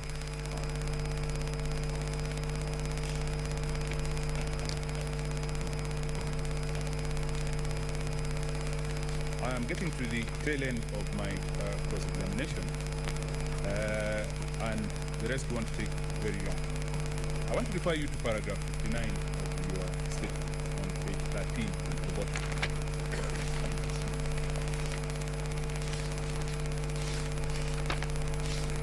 Paragraph 59, under the heading Abuse of Office, Gross Misconduct.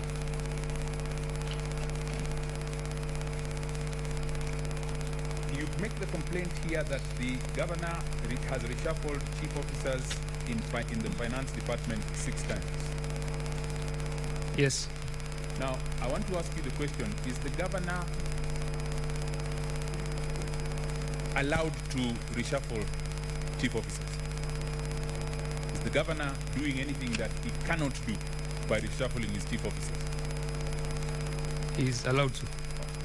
Does he do it in consultation with the county assembly? No. So, what is the basis of your complaint?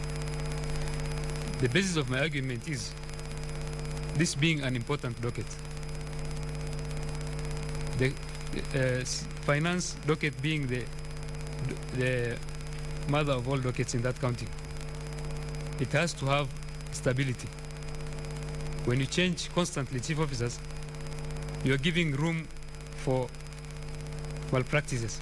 You're giving room for non-accountability. When I said, with tremendous respect, yes. Are you the governor of Wajir County? No. And it is the governor's responsibility to organize his chief officer? Yes.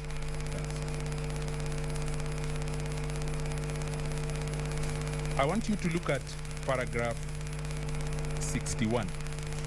Yes. Of your witness statement. Yes. And I want to ask two questions. One, the recommendation in the judgment in ACC 47 of 2018 is that His Excellency, the Governor, Ambassador Mohammed Abdi Mahmoud, be investigated for abuse of office in relation of the case. Do you know whether, and this is the question, do you know whether the Governor has been investigated? No. Do you know the outcome of the investigation if it has taken place? No. Okay. Now, I want to ask you the next question, and this is an important question. Here, you annex a judgment. Isn't it? That judgment appears towards the end of your annexes. Yes. Now, I want you to please show me that judgment in the motion before the Assembly. Pardon? Here you have annexed a judgment. Yes. Isn't it? Yes. I want you to show me the same judgment in the motion before the Assembly. It's not in my motion. So it is here for the first time? Yes. All right. Now, I want us then to move on. We are now making good progress. In respect of paragraph 62, Batato Construction Limited, Company Limited. Yes. Now, you had, we spent some time with you on the report that of the ad hoc committee about pending bills. Yes. But in your statement, in support of your motion for impeachment against the governor, yes, you pick out just this one company. I picked it because it's in relation to the Department of Water, and it's in relation to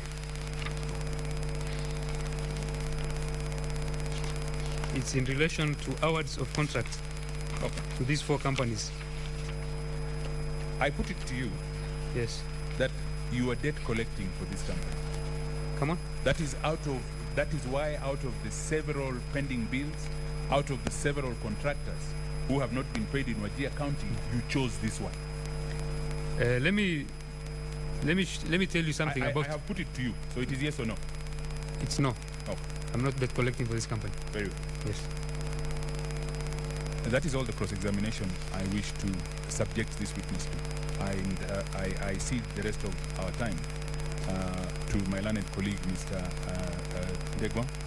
And perhaps I, at this juncture, plead for a slight extension because it took a longer time to get the answers we desired out of this witness.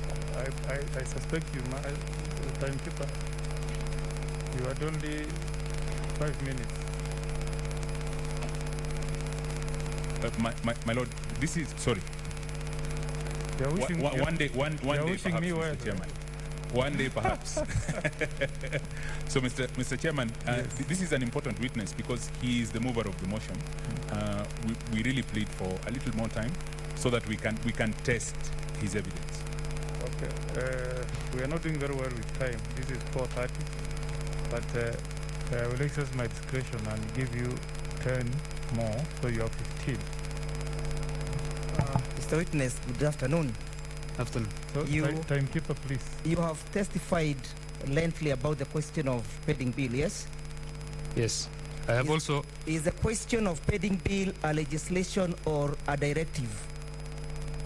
Can I I'm have asking also, you, is the can I question, say what I've also said about pending bills? I'm asking you, witness, Yes. is the question of pending bill a legislation or a policy directive? Pending bill. Yes. On our side, it's a legislation. Is it a national legislation? Yes or no? I can't get your question clearly. Okay. Do we have any law that regulates the issue of pending bills in this country that Parliament of the National Parliament has legislated, or this or the Senate? Yes. Or would you lead us to that particular section? The issue of pending bill Yes. that has been legislated by the Assembly. I'm asking, has Senate or the National Assembly legislated on issues of pending bills? The issues of pending bills, there are no law, but there are There are circular. no laws. Yes. But there's a circular. And so here you are indicting the governor on an issue that has not been legislated, yes?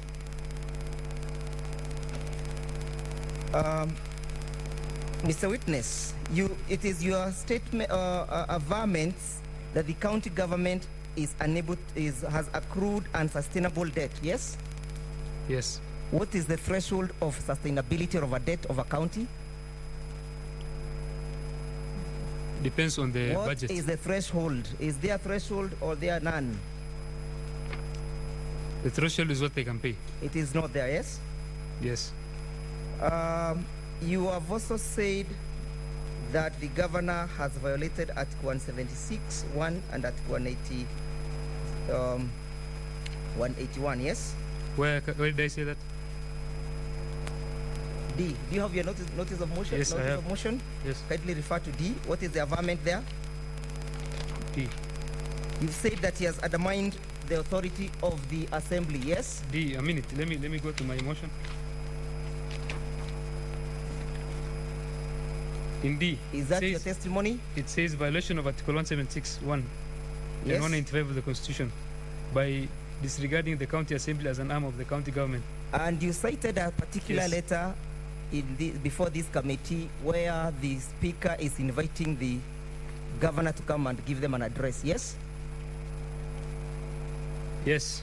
Is the address given at the behest of the speaker, or is it voluntarily given by the governor? It's a requirement. The governor has to give I'm an address. asking, is it given at the behest of the speaker? It's Is given. the address solicited by the speaker? It's given in accordance with the law. Mr. Witness, Yes. kindly answer me. As per Section 30 of the County Government Act, is this address capable of being solicited by the speaker? Before I respond, can you read? Is it capable, yes or no? Can you read for me Section 30? County Government Act, you have kept on referring to it. Yes.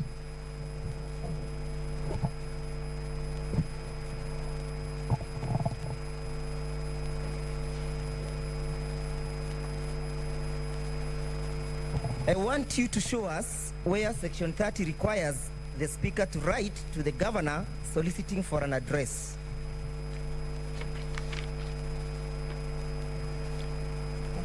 Section 30. Yes. I refer to Section 30, 2J. Yes. Submit to the county assembly an annual report Yes. on the implementation of the status of the county Now my policies and plans. question is But- it done at the behest of the speaker? But your question was through the address. My friend, you are talking about the address to the county by the speaker. Witness, kindly compose yourself, listen to my question. Honorable Chair, I need your protection here.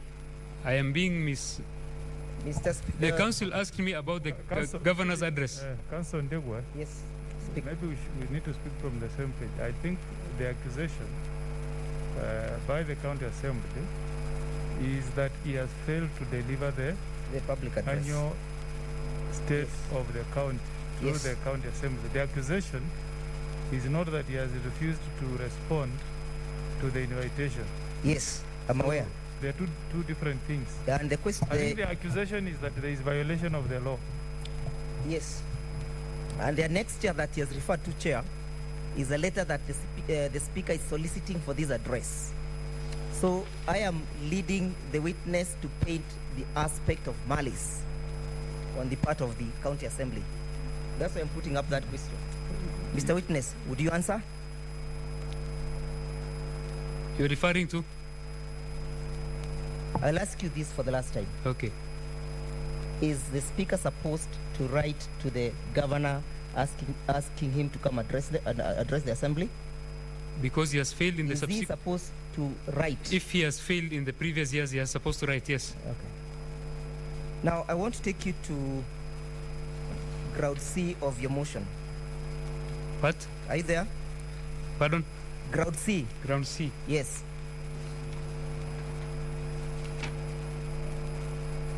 Are you at ground C? Ground C, failure, yes. Failure to draft minimum term strategy for the financial year. Yes? Yes. Who is responsible of drafting that midterm strategy? The finance department through CC Finance. The CC Finance. Yes. Does the governor double up as the governor and CC Finance? No. Yes? Mr. Witness, apart from the 2020-2021 medium term strategy, do you have any evidence where that failure has occurred? No. Have you ever sought for the provision of that medium term strategy? I don't need to seek. It has to be provided by the governor. I want to take you to ground D of your motion. But before I do that, the absence of that strategy medium term, is there any financial consequence suffered by the county government? Yes. What are the examples of the legal and financial consequences that the county government might suffer? In all liabilities. What examples? Failure to pay their debts. Yes? Yes. Failure to do what? To pay their debts. Failure to pay their debts. We have addressed that. Let's go to D of the motion. Yes. You're accusing the governor of having not remitted the requested county assembly funds. Yes? D. Is that the accusation? D is on violation of Article 176. Yes? D. D Well- of the motion. D of the motion. Yes. Violation of Article 176 and 185 of the Constitution by disregarding the county assembly as an arm of county government and further undermining its three cardinal roles. Yes? Yes? I want us to deal with the question of the remittance. Yes. That is D. You're accusing the governor of having failed to remit Kenya shillings 70 million as requested. Yes? Yes. Do you have the requisition before the Pardon? assembly, the committee? Pardon? Do you have that requisition, evidence of requisition that the governor has failed to honor?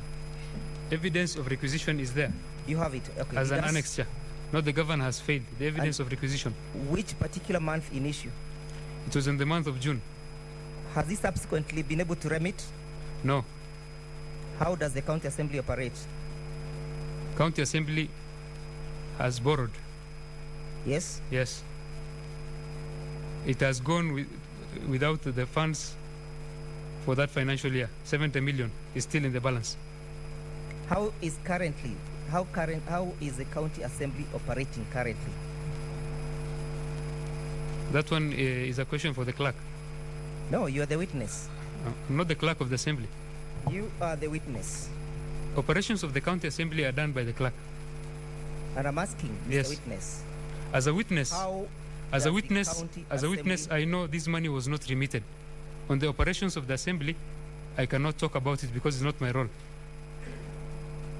So you do not know how it is operating, yes? It's not my role to know that. You do not know how you people are currently operating, yes? The operations are done by the clerk of the county assembly.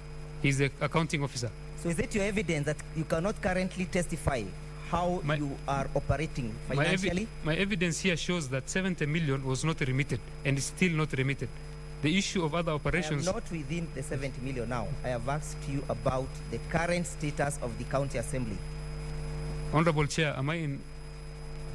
Counsel, I think the witness is saying He may not tell you issues of finance and accounting because that is something that is done by the clerk, Okay. who is the accounting I will officer. allow him. I will allow his inability to explain. Move with me to ground L of your motion. Pardon? L. L. Move faster to page Are you 6. there? That's at page 6. Yes, I'm page 6. L. Yes, but before I go to L, let's deal with H. You are accusing the governor of having failed to establish an audit committee. And council, the timekeeper says you have 5 minutes. Yes. You're accusing him of having failed to establish an audit committee for the county. Yes? Yes. Who is responsible of establishing these committees? Between the governor and the CEC and the treasury, who is responsible? The CEC. The CEC. Yes. We now move to the question of disaster and the fund that you spoke about. Remember? Yes.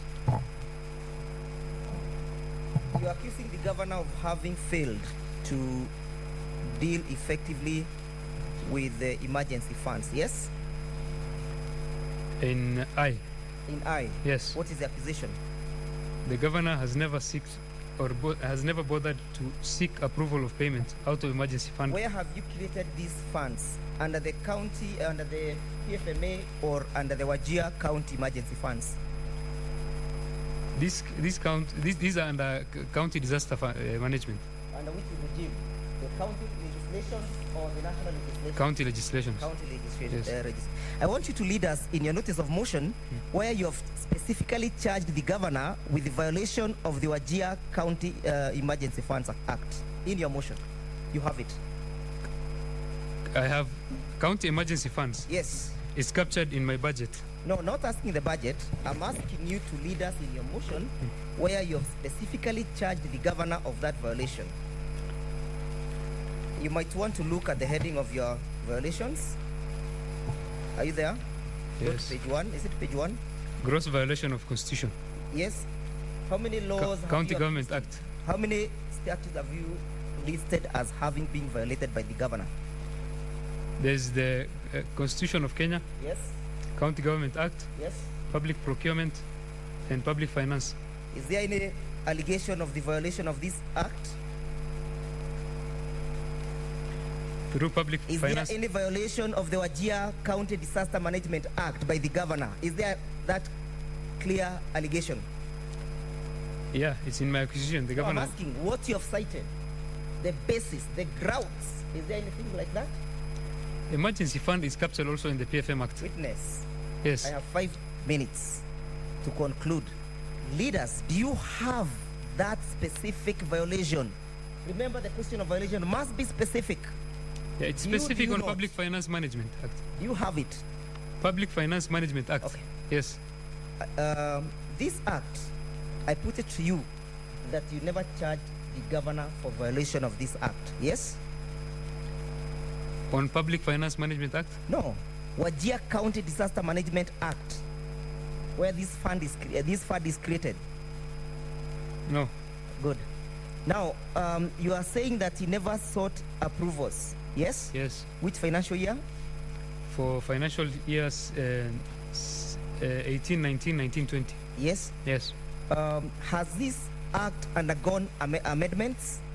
Yes. When was it amended? On financial year Which specific date was the act amended? 1920. Are you aware that it was amended on the 14th of May 2020? Yes. Previously, before the amendments, was there a requirement to seek approval from the county assembly? Yes. Through the PFM Act. No, I'm asking this act. Wachana maneno ya PFMA. I'll come to that. Council, if you're telling me to disregard, you know, laws, PFM Act is bigger than the Wajir Disaster Management Act. Do you know that? You'll have another day to Yeah. discuss the law, Yes. not today. So that is your I'm asking field. that specific question. Previously, was there any requirement of We that were nature? following the PFM Act by then. Was there any requirement? Yes or no? In the PFM Act, yes, there's a requirement. Okay. But not under this act. Yes. Okay. Now, you have also accused the governor. Council, you can turn your eye to the Just give timekeeper me there. 2-3 more minutes. I finish. Timekeeper. I'll wait up. I think council. I will light up. I know. You must ask your last question. Yes. That I should want be your to ask last you question. about the question of the relationship about the first lady. Yes. You Yes. said that she's the one who runs the show, Yes. and that she has been attending your meetings. Yes. Yes. Do you have any minutes to confirm that position? I said I do talked you about. not? I'm asking you. I told you- the do house. you not? I told the committee about the nature of the meetings. I'm asking you. Do you have minutes Kamukunji confirming? meetings don't have. They don't have minutes. When she became the first lady of the I county say of Wajir, council. I say that This is was the la- your. this is the last one. This is the last one. When she became the first lady of the county of Wajir, was her right to liberty altered? No. What of the oath of association? Pardon? What of the right to association, was it ever fettered? No. Good. Thank you. Any re-examination, senior counsel? Yes, I'll take less than 3-4 minutes. Thank you. Just clarification. Timekeeper, mark my time there. Not Yes. more than 4 minutes. No, I will be. Now, Mr. Isaac, look at page 6 of your. Look at page 6 of your document. Are you there? Page 6. Yes. Look at paragraph J. Page 6 of my witness statement, or No, but of this document. Oh, The bundle, look at page 6. yes, page 6. Have you, in your petition before the county assembly, have you brought out the issue of the Wajir County Disaster Management Act in paragraph J? In paragraph J, the section 19 of Wajir County. No, just answer the question. Yes.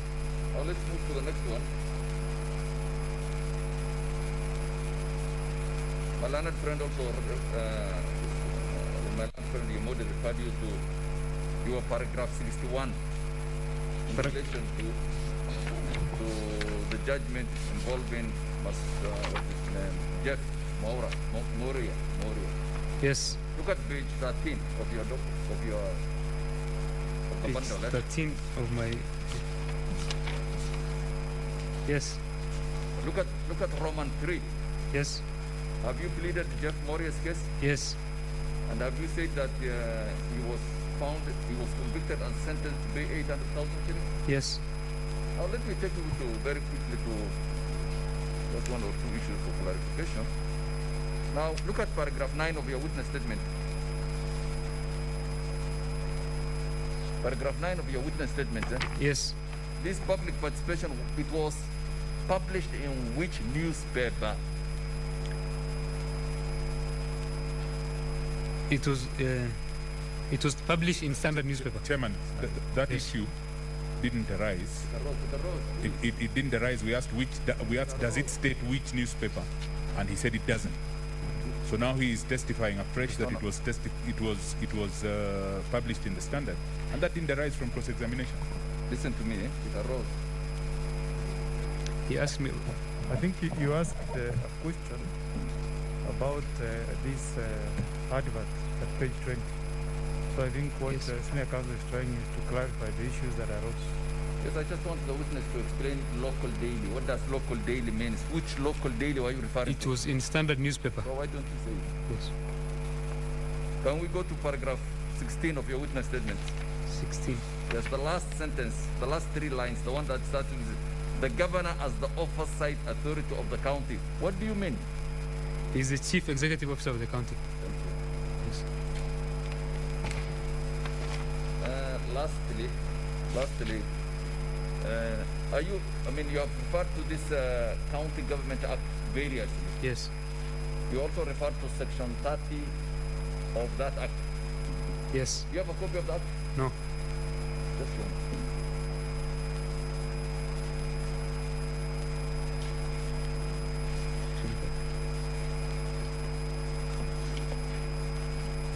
Functions and responsibilities of a governor. Yes. Yes, it says functions and responsibilities of a county governor. Yes. And it lists all those. Yes. Are you familiar with those? Yes. So is it your understanding that any failure pursuant to Section 40, whether it is committed by any person under him, he is fully responsible? Yes. Thank you very much. I have no further questions. Okay, thank you, Honorable Isaac. You are now released.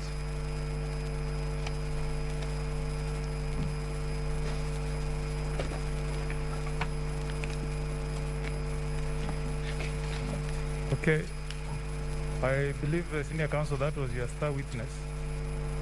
No, that was my first you witness. have done close to 2 hours. Huh? We have done close to 2 hours on that witness. Yes, because when two lawyers for the same client take turns, it takes We long. take the next one, and we give you, for the remaining 2 witnesses, you divide time. Try and see if you can do it within 1 hour. They're actually, they're 30 very short minutes. witnesses. Because it's 5 o'clock. It's actually 5 to 5. So we give you 1 hour, 30 minutes to sum up. But sorry, before the witness is released, any senator have issues, you need clarification. Then please, you may resume you may go back to the witness doc. Sorry for that information. Yeah, you just go back to the dispatch. If senators have any questions on any matter they want to be clarified, you can respond to them. Less than 2 minutes each. Yeah, we'll start with Senator Petronira Were. Thank you, Chair. I will actually just take 2 minutes since ours is to listen and determine data. But I need clarification on the first issue was the letter from the County Assembly to the Governor on the issue of State of County Address. Yes. Did you get a response from the Governor? You did No. not? Then secondly, when you talk about payment of bales of ugali, do you mean ugali, the food, or flour, or maize? The maize flour.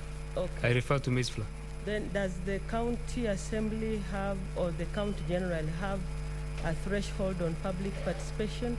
Is there some policy on public participation that you have, or that you follow within the county? What guides you in public participation? And then you also need to tell us, on the local daily, you say use the standard newspapers. You didn't tell us which page, so we can make reference. Thank you. I think you have clarified the first 2. You just talk about the last one. Standard of public participation. On standard newspaper. On the issue of standard of public participation. Is it just an advert in the newspaper, or you also employ other? There are many forms of public participation we do, and I told the council earlier that we had other form of public participation. We had 3 members of the County Assembly of Wajir going to a radio station, a local FM. It's not captured here, but we have the clips and everything of the 3 honorable members going to Wajir FM, and the submissions here of the newspaper was on standard newspaper. I don't have the page now, but I can still get you the page. Okay, very Yes. well. I think Senator, that's well clarified. Senator Linturi. Chairman, very fast. On that aspect of public participation, Yes. when I start Yes. so when you didn't put an advert inviting people to participate or to give their views on whether the governor should be impeached or not, how many participants did you get, or how many responded to that advert? We received several memorandums. Several is not a number. We received like 4 memorandums. 4. Yes. 4 or against? The memorandums were against. Yes. Secondly, then you also alluded Against. to the fact- Pardon. Can you I'm done with against that question. the question you asked? For or against what? The impeachment or? Yeah, those were in support or against. That's Oh, what I meant. the 4 were in support of the removal of the governor. The 4 of them. Yes. Out of the 7. Yes. Yeah. Now, you alluded to the fact that in most instances, the governor is always accompanied in the meetings that is hand with the MCAs by the wife. Now, where are these meetings generally held? In his house, the county assembly chamber, or where? They are held in hotels, in his house. Yeah. It's an hotel and his house. Yes. Okay. Finally, Chairman, can you generally be able to explain very briefly on how tenders are given in the county government? This is because I have read your annex 2229, and this is completely in reference to a tender that was known. So when we are bringing this allegation, this is out of the influence by the governor relating to the process of a tender, or he just wakes up and tells his people, do or give company ABC the work to do. Honorable Senator, sorry for interruption, but I can't hear you well. The mic there is a bit... What he's asking is Yes. on the tenders. Yes. On which page? When you allege that Yeah. the governor directs who should be given a tender, Yes. does that emanate from a process of tendering, or he violates all laws and just directs that give company X the tender? On which on which page of my No, that's witness? a general question. General question. Yeah. The issue that I Does was it bringing... arise from the normal tendering process, or he personally ignores the law and directs who should be given a tender? The normal tendering process are actually not followed. You see, for example, in applying for a tender, the governor and his people, what they do is 4 or 5 companies from the same individual apply for the same tender. So already one is already known. So when you use 4 companies from the same the same applicant, you have one of the companies becomes the lowest bidder. So there's no competition there. It's not clear. Also, the issue of tendering, we were talking about the split projects. Most of the projects, if you have seen in the report by the CEC Finance, most of the projects that are there are split projects that are less than 4 million. Those projects are can easily be manipulated. For example, it doesn't require tendering, it's a quotation. We have a 2 billion pending bill here that is almost all of it split projects. So those ones can easily be manipulated. They are given at the discretion of the chief officer because they are not advertised. A project that is worth 3.9 can be given by the chief officer. He has that authority. Okay, very well. You are well answered. Thank you. I'm told there's a problem with our audio system. Is it fixed or is it okay now?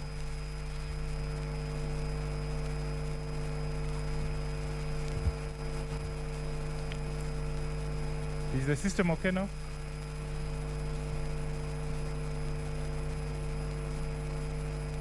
Just hold on for 2 minutes as we try to fix our sound system.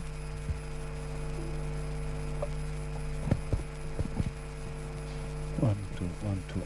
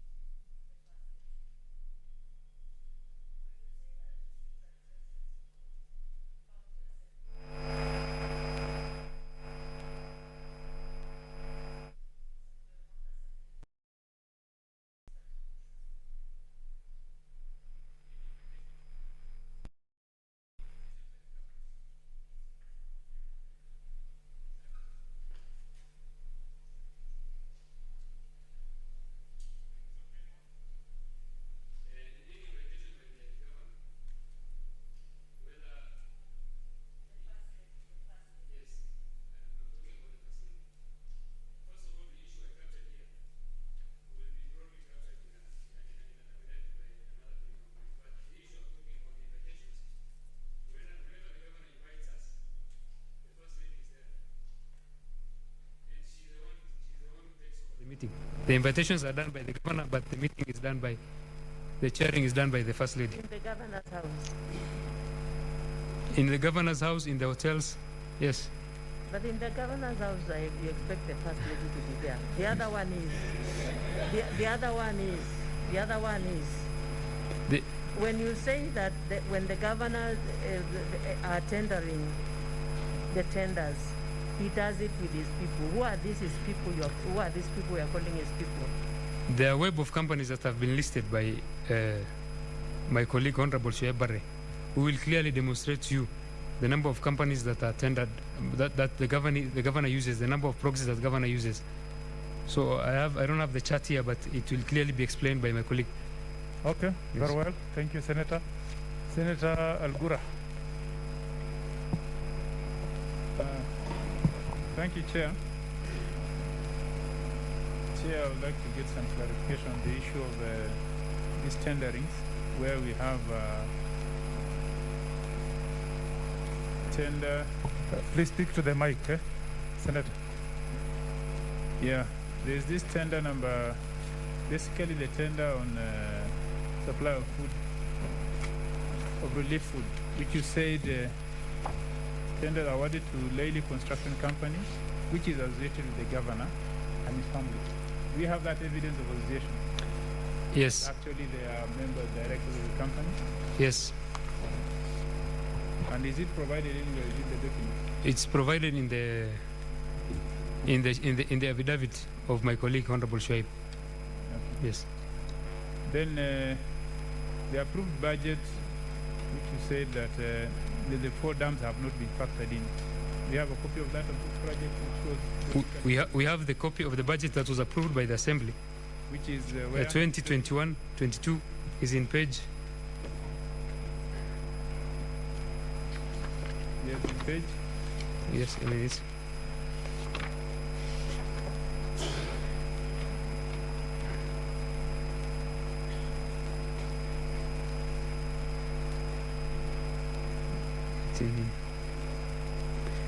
It's in page. In my motion that I supplied the Senate, it's in Annexure D. It's in Annexure E. That is at page what? Senator wants to know. It's at page what?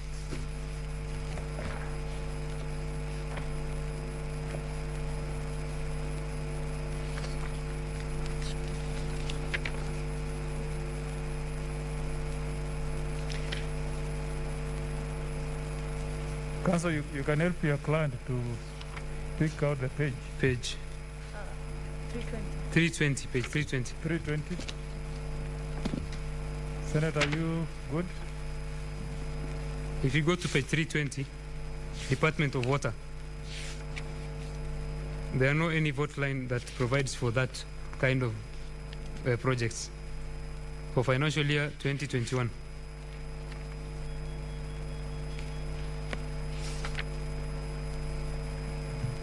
Budget narration for Department of... Does that letter Yes. answer your question? Senator Algura? 320. Go to no, it's Though your documents don't have page 320, I don't know. not sorry, it's 278. Page 278 of my document.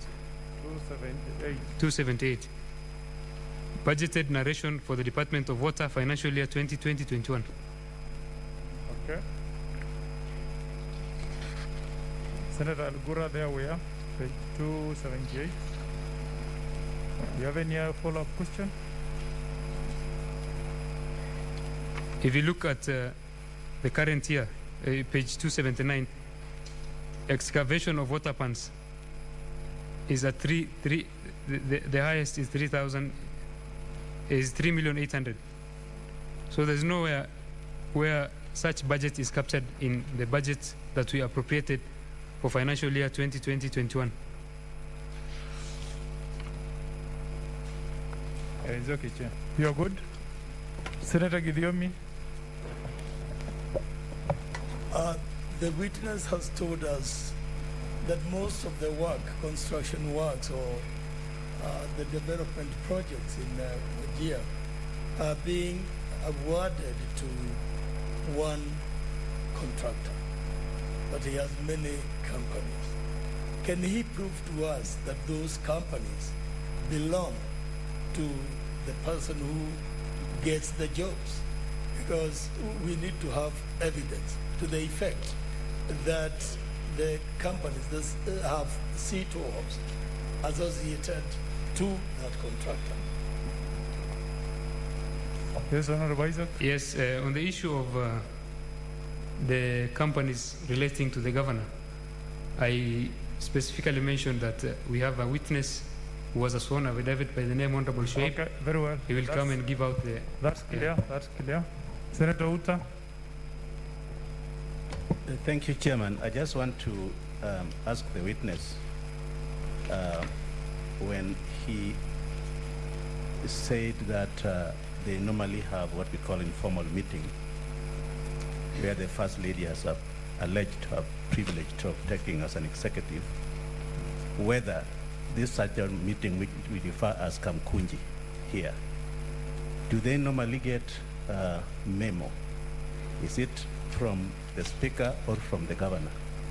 Because here we have Kamkunji where normally, we get a memo from the speaker, and therefore we will retreat to have a meeting which is not what we call formal. Honorable Senator, I can see the issue of meeting with the First Lady has taken over the whole issue. The major issue I wanted to bring out here is not only, I was talking about the assembly side, but the First Lady is implicated in almost all dealings of the county government. And that one will be clearly explained by my colleague. But the issue that I wanted to bring out is her involvement in other sectors of the county. For example, the issue of the Department of Finance, their dealings and the payments that are made by the Department of Finance. If you closely look at it, you'll find that those companies that are paid are mostly in relation to the First Lady. So, and the issue of the meeting was just from the side of the Assembly, but the dealings that the First Lady has with the county government, as explained, as said by my counsel, has tentacles through every part of the every department of the county government. So that one will be brought clearly by the signed affidavit by my colleague. Okay, thank you. I think that is it. You are now released. We can take the next witness. Chairman, I just want to give you a clarification. I know time is not on our side in terms of the witnesses we have and those we have to go. But today is the last day of Ramadan. Yes. And tomorrow is Eid. So I just want to get you a direction. When do we break? Because actually, if it was another day, I would not have mind proceeding. But being the last day, there are certain special feelings one gets, So I was of the view that I think we should break at 6. Are you able to manage your witnesses up to 6? Not witness, maybe not all of them, just one of them. Because we must conclude your case today, Counsel. How early can we see tomorrow?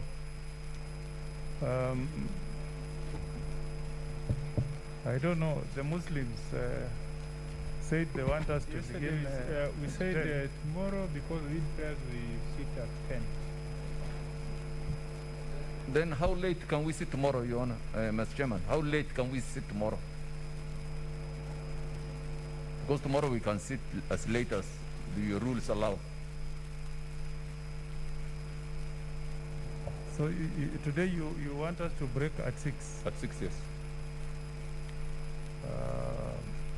Okay, I don't know.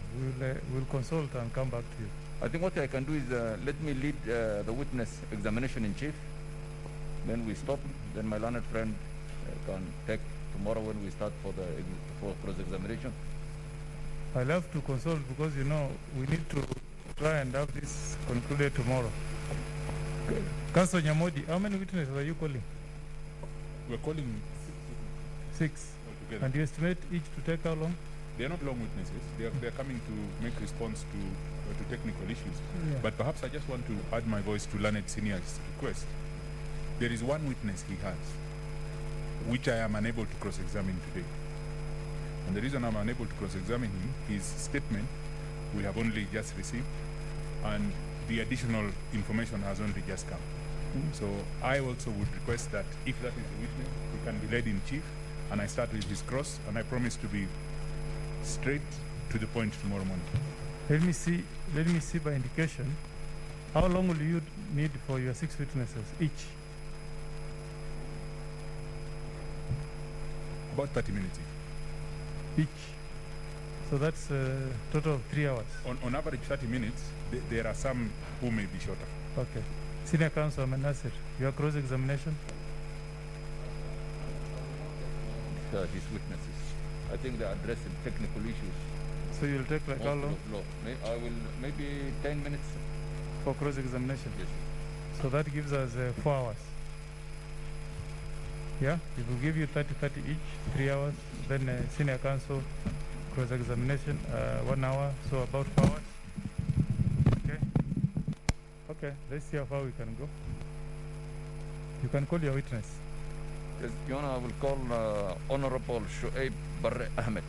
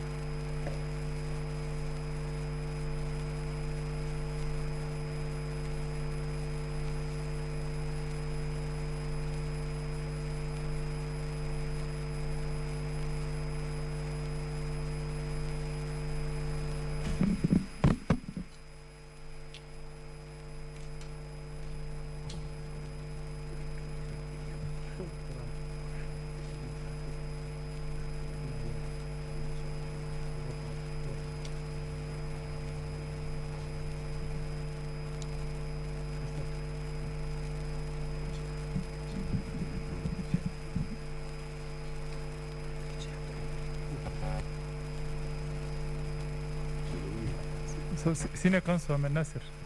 Yes, Your Honor. You had wanted us to start earlier than 10 tomorrow. I will be guided by there's a senator here who's. But anyway, the senators who are Muslims had expressed their wish that we start at 10. So I think the only thing you can do is to help us with time management tomorrow. You limit your cross-examination and you make your witnesses brief. Prepare them on the pages you want them to cite so that we move faster. So, I think. Yeah. We will do our part. You'll do your part, eh? Okay. That's a professional undertaking. Yes. That's a professional undertaking. Okay. I'm not senior counsel, but yes, professional. Okay. Senator Linturi. Or probably for purposes of maintaining time, managing time, if the witnesses were to adopt their statements and then they are cross-examined, we will save a lot of time if they so elect. Yeah, so there is even another request, if you can, they can adopt their statements, then they go direct to cross-examination. Those you think are really technical. Yeah, that rule, Chair, could be applicable only with only one exception to one witness. Only one a exception. bit technical. Okay. Yes. I think you are respected counsels. I want to trust your word that you'll try and make it easier for us so that we are able to conclude tomorrow. Yeah, and we also need to accommodate our Muslim brothers who need to leave at 6. Yeah? Okay? So, we proceed? Yes, thank you very much, Chairman.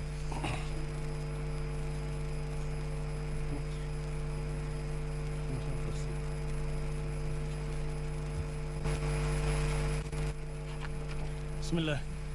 I, Shoaib Barre Ahmed, do solemnly swear that the evidence I shall give before this special committee in respect of the matters before the committee shall be the truth, the whole truth, and nothing but the truth. So help me God.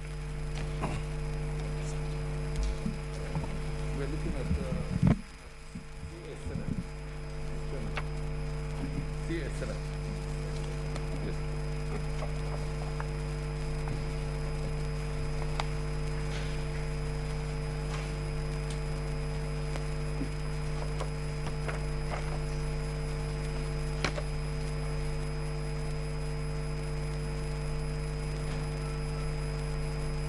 Okay, Senators, you have CA7? We are together? Okay, we can proceed. Yes, thank you very much, Mr. Chairman. Mr. Ahmed, briefly introduce yourself to the committee. Chair, my name is Shoaib Barre Ahmed, the MCA for Deep Ward, and the Chair for Roads, Transport and Infrastructure Committee in the County Assembly. I am the seconder of this motion for the impeachment of the Governor of Wajir County before this Honorable Senate Committee. Now, your affidavit, I see, is about, your affidavit is 27 paragraphs, but you basically talk about the second lady. Can you capture for the members the main features of your complaint against the first lady?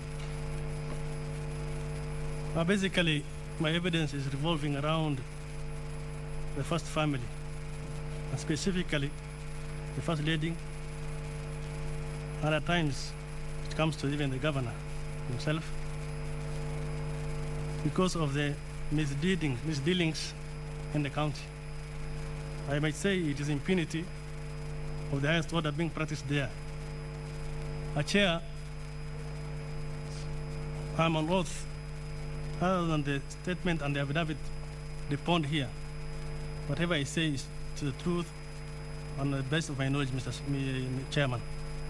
So, the misdealings in Wajir County have reached a point that as members we could not take it anymore. Our constitutional mandate provides us now for our oversight role to take the next step forward. Chair,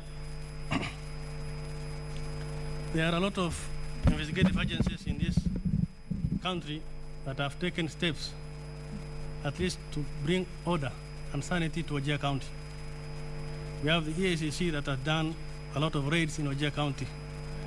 Although that is not in my affidavit, but in the news and everywhere, over 6 times the county headquarters of Wajir County has been raided because of malpractices, because of corruption issues. So we found it necessary now, as members of the County Assembly, performing a constitutional duty to carry out an impeachment process. That is why I'm here today. Also, explain the main complaints you put in your affidavit in terms of corruption, in terms of all these issues as it relates to the first lady.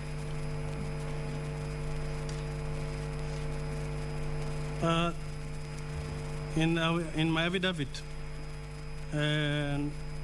paragraph 5, we say that the governor has allowed his wife literally to run the county affairs as a de facto authority. Why do I say so? Because, you know, devolution has come up with a lot of good things for Wajir County specifically.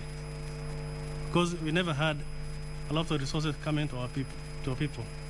So we expected at least lives to change by bringing in developments, in especially the water sector, the roads, the health. And those ones now, the government does not do it specifically on itself. It contracts people to do development projects. So others are advertised, others are given through quotations. It has come to a point where for you now, as a supplier, as a contractor, to secure a job in the county government of Wajir, you must be able first to part with money for you to get that contract. Then you go and do that project. After you do the project, you come for payment. You again have to part again with a bribe. It is called 10% in Wajir of any project that you do. One you do prior to getting the tender, and one you do after. Once again now, for you to be paid, it becomes a very big problem.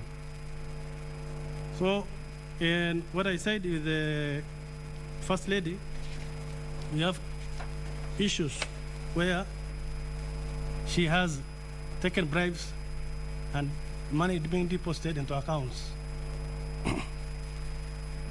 For instance, in paragraph number 7, if you look at it, on the 9th of October 2017, a sum of Kenya shillings 6 million was deposited in an account ending with 7550. I'll take you to my second affidavit today. I'm sorry it's not paginated, but I think everybody has that. That is a statement of the account of Khaira Omar Malim. On October 9th, a sum of Kenya shillings 6 million was deposited in the account. That is a straight bribe, a kickback. On the 11th of 2017, the sum of Kenya shillings 2,600,000. That is also reflected in our account statement. And again, on the 27th of October, a sum of 4,600,000 shillings with the account of Khaira ending with 7550. Further, according to our investigations, as oversight body. Okay.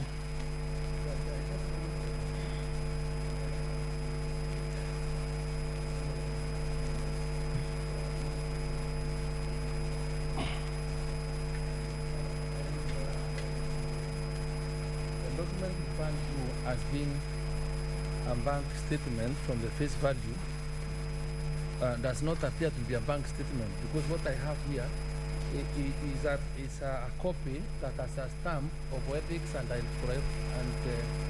Corruption Commission. Doesn't have in the face of a bank.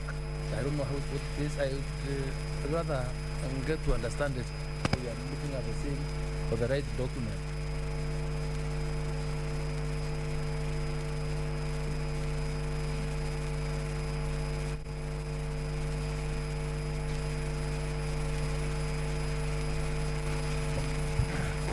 Council for Governor, any comment?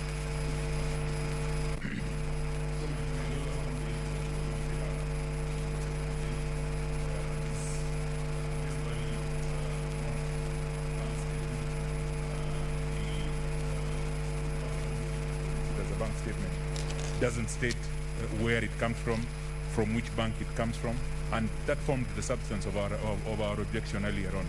But if the committee wishes to entertain it as what the witness says it is, that's up to the committee. But we have certain stringent objections, and we want to test this evidence by cross-examination. Hence, my request to reserve my cross until tomorrow. I think you have had the issue raised by Senator Linturi, and the burden is on the County Assembly to convince this committee that this is indeed a bank statement. So proceed, bearing that in mind. Okay. Yes, you will answer those questions, but continue now.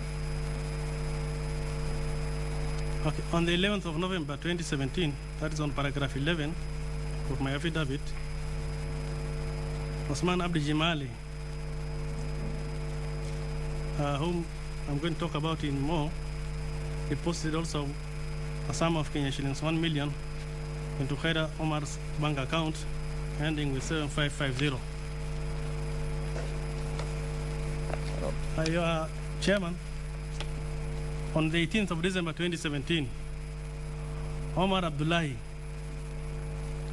who is a contractor and a director of a company named as FATCO, deposited a bribe of Kenya shillings, 9 million shillings, into the account of Khaira Omar for him to get a tender for construction of a 60 cubic meter water pan at Shimbiri. That is also shown in the statement that I have.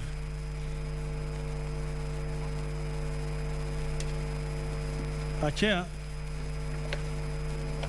we also have proxy companies. Before I go to that also, we also have on the following deposit, that's on paragraph number 12, the following deposits were made by one Isa, Abdulrazak Isa, to Khaira's account on the 15th December, a sum of 625,000 shillings. On the 1st of March 2019, the sum of 800,000 shillings. On the 6th of April 2019, the sum of Kenya shillings 900,000 was deposited in the account. On the 25th of May 2019, the sum of Kenya shillings 800,000 was deposited into account. And on the 7th of November 2019, sum of Kenya shillings 900,000 was deposited. Again, on the 28th of November 2019, the sum of Kenya shillings 900,000 was deposited in an account. The total amount of money that came from Abdulrazak Isa and deposited into the account of Khaira is 4,925,000. Chairman. Now, Chair, with your kind permission, just seeking your guidance as to whether or not it would be prudent for us to ascertain the authenticity of this document before the witness testifies on it, so that the document itself, if relied and goes on record, then it turns out that the document is unreliable and inadmissible. Where shall we be leaving, one, the character of the person being referred to here?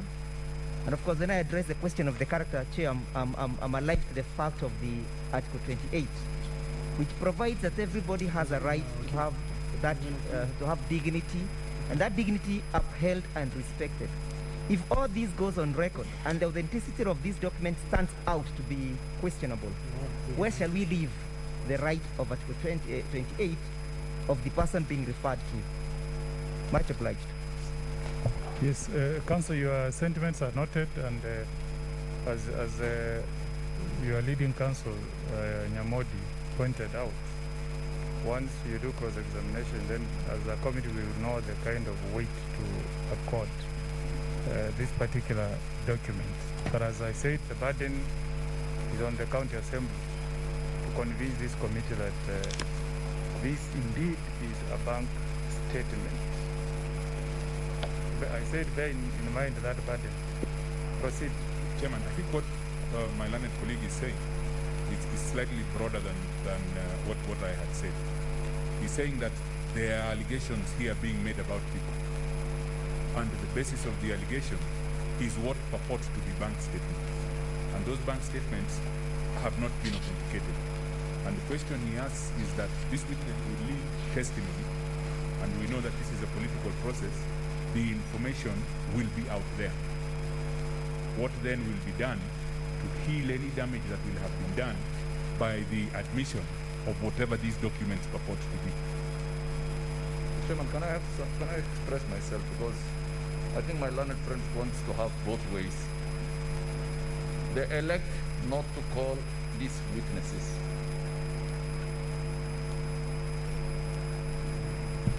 Yes, Counsel. Yes, Senior Counsel. Mr. Chairman, my learned friend wants to, I mean, they're pontificating. They put themselves on a certain pedestal, then they want to lecture us on this.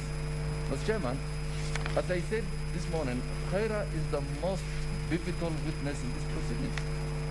Everything rotates around her. She is the center of gravity. She is the fulcrum about all these things. This committee, in its wisdom, said that you will not call her. But everything, every allegations on this matter touches her. Now that she is not being called, either voluntarily or involuntarily, they can't come and say that, you know, every time there is human dignity, there is this. At the right time, we will address the legal issue that comes out of this. It's very simple.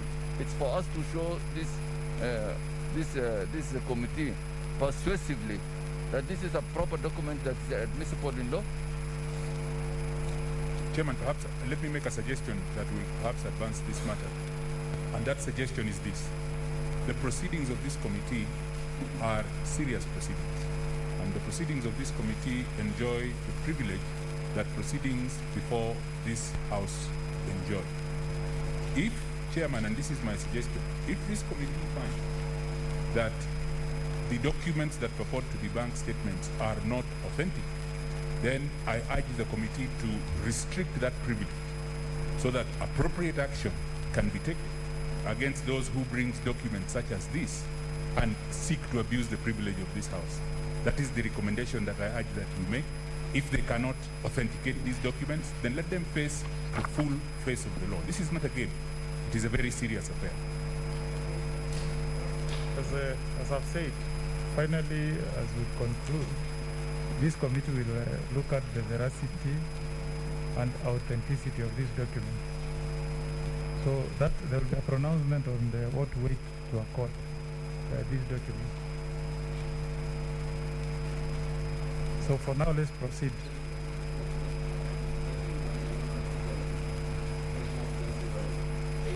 Now, when you are put all these witness, when you are put these bank statements, I can see there's an attachment on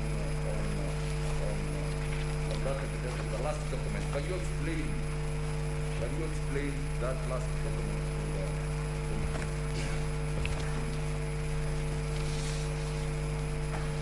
Oh, the photography.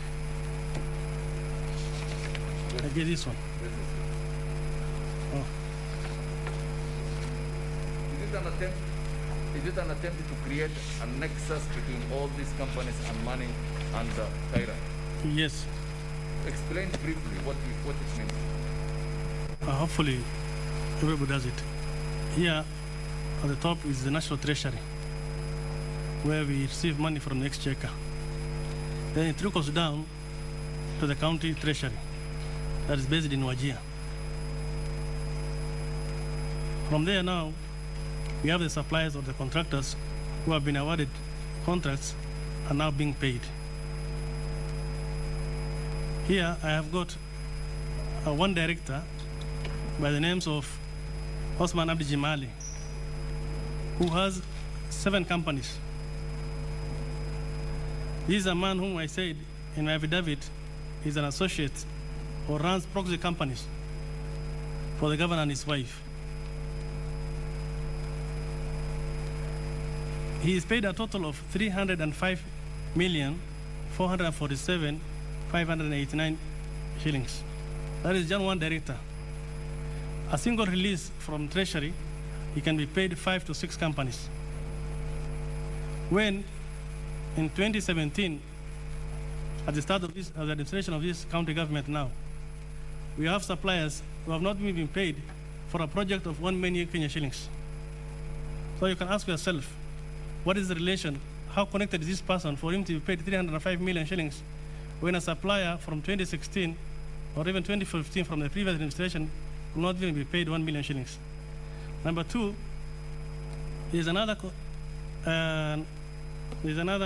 director who owns 4 companies: Ajo Construction, Blue Valley Investment, Tripoli Issa, Sabahu Investments.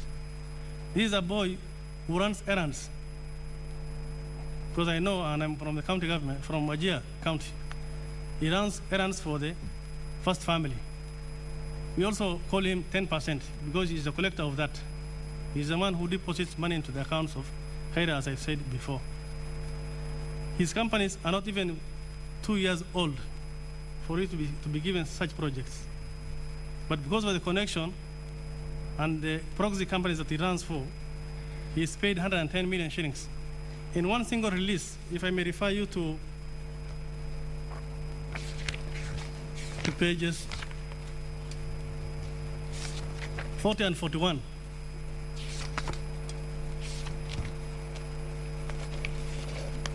Pages 40 and 41. This contractor was paid 13 times, a single director. From a release of 199 million shillings, is paid 45 million Kenyan shillings. When we have over 1,000 suppliers in Wajir. Pages 41, pages 40A and 41. If I may go through, the companies are Blue Valley Investments, paid 2.6 million, 63,000. Blue Valley Investments, 2,846,597. Blue Valley Investments, 3,120,000. Blue Valley Investments, 3,122,000. Come down, Sabaho Construction, 3,213,000. Triple ISA, 3,213,000. Ajwa Construction Company Limited, 3,305,000. Ajwa Construction again, 3,382,000. Ajwa again, 3,397,000. Sabaho again, 3,489,000. Blue Valley Investment, 3 million. You come down again to Ajwa, another Ajwa, on page 41.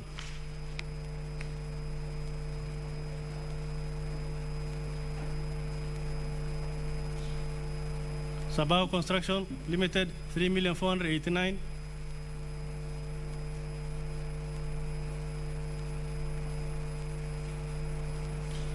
Then, if you go to page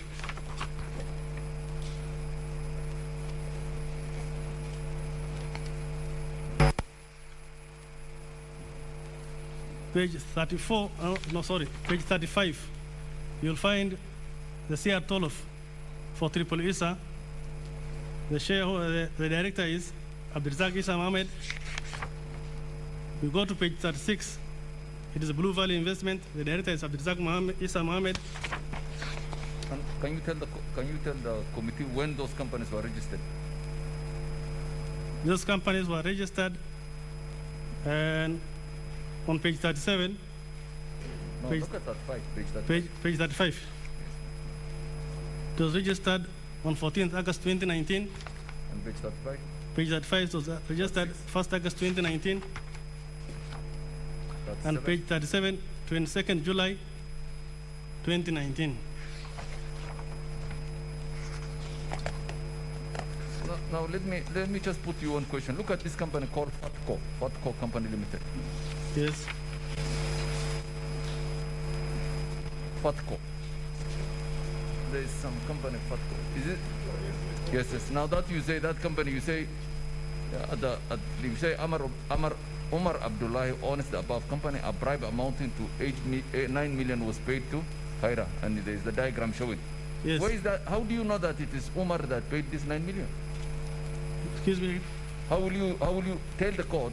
I mean, tell the committee how you make that conclusion that 9 million was paid by Omar?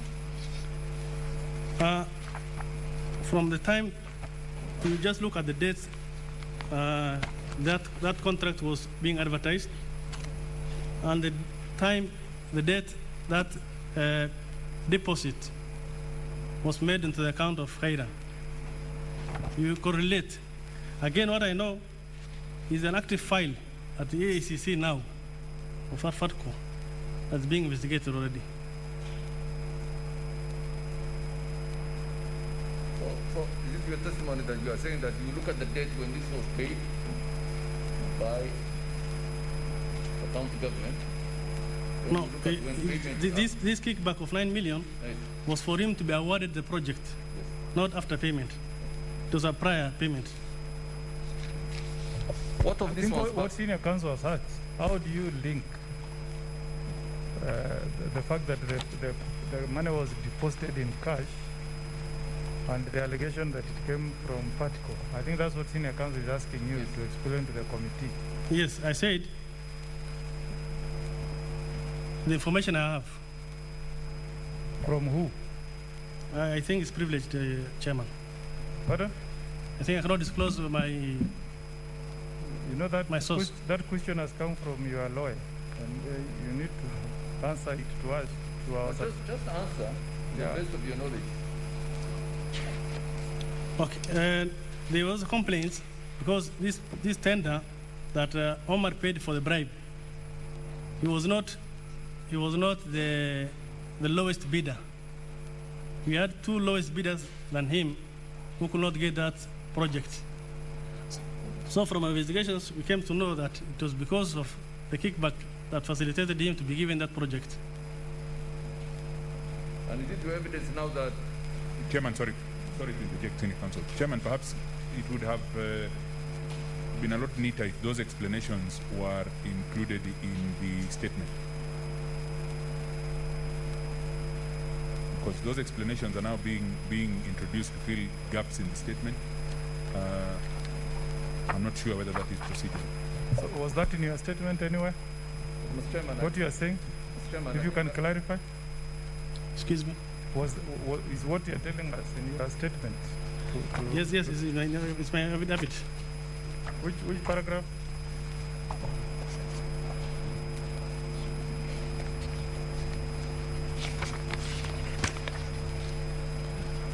On 18th December, paragraph 11B. 11B. Yes. On 18th, Omar deposited. On 18th of December 2017, Mr. Omar Abdullahi deposited a sum of cash 9 million to Ms. Khaira's bank, account ending with 7550. Mr. Omar Abdullahi is the director of one of the companies, many companies who have been awarded tenders by Wajir County government. This specific tender number WCG/T/393/2017/2018, was advertised on 16th November 2017 for the construction of a 60,000 meter cubic water plant at Timbiri in Wajir South. Okay, Councillor Nyamodi, I think there's some explanation there. The question that he was asked and where he is struggling to fill the gaps is how did he know this? But Mr. Chairman, I think it's not the law, and it has never been, and I don't think it will ever be, that a witness can be shackled by the witness statement he gives. He can expound on it. That's the law. There's nothing that stops him to give more evidence from the witness's stand. I think Councillor Nyamodi, to me, he says that on 18th December, Mr. Omar Abdullahi deposited 9 million into Hera's bank account. So you can also test the veracity of that statement when you cross-examine. Very but well, the Chairman. allegation is made, it's there. If he could be so kind to answer then the question that his own advocate asked him of how he knew. Proceed.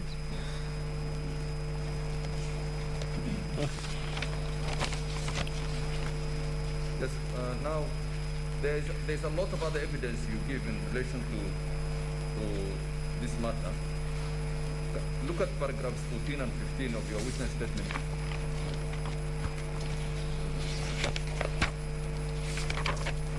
Yes.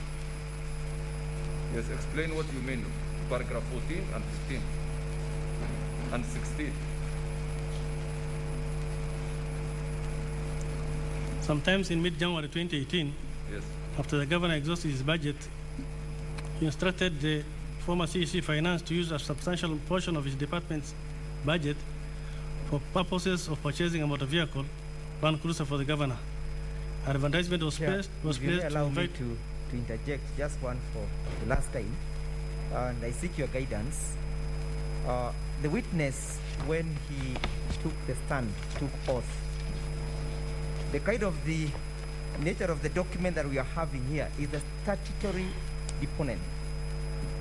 So we are having two situations whereby a witness has taken oath, provide a statutory declaration.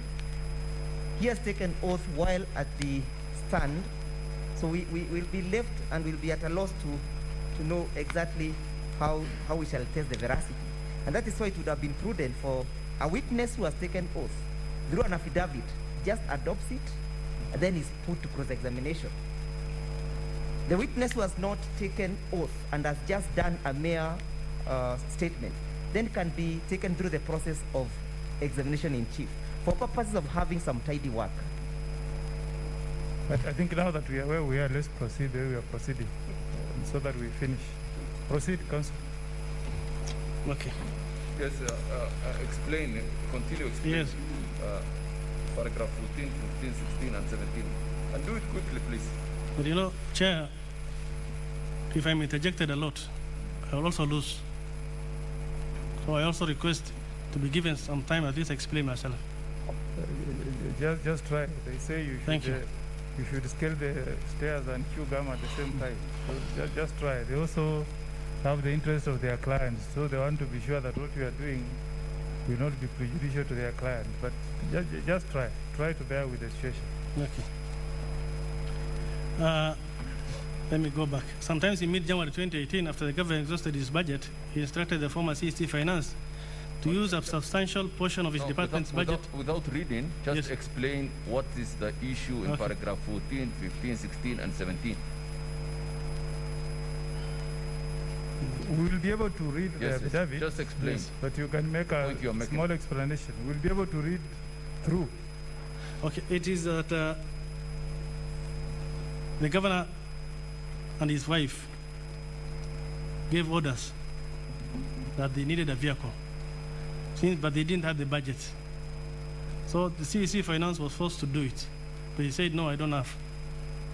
But because of the powers vested, the executive powers vested with the governor, he went ahead and instructed the Department of Procurement to make the advertisements, but there was a protest by the CEC that is an irregular process. But eventually, a vehicle was bought, KCQ 004U, a Toyota Land Cruiser. So what's the problem? If they buy that, what's the point you're making? The point I'm making is that the purchase of the vehicle was unilateral, irregular, and had not gone through the normal process of budgeting and approval. And how much it will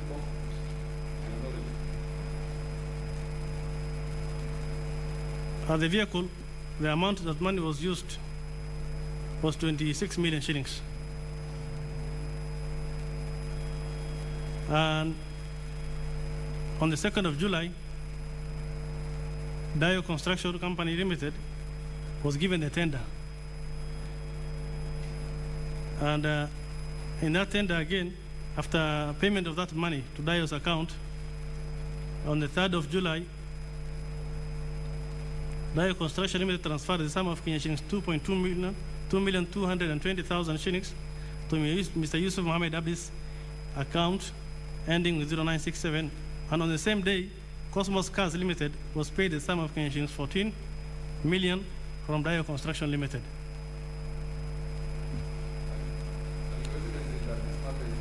Yeah, this matter is being investigated by the EACC, and the vehicle is still being held, as I know.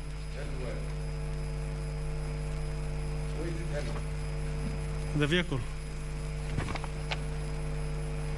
is being held pending investigations by the EACC.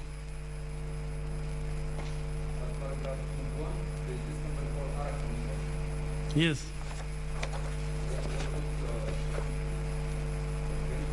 The complaint is that Arag Construction Limited is a company associated with the governor, and they have just been awarded a project, a ghost project of regulation of waterworks at Fadiwin. It's a project that has never been done. It doesn't even exist.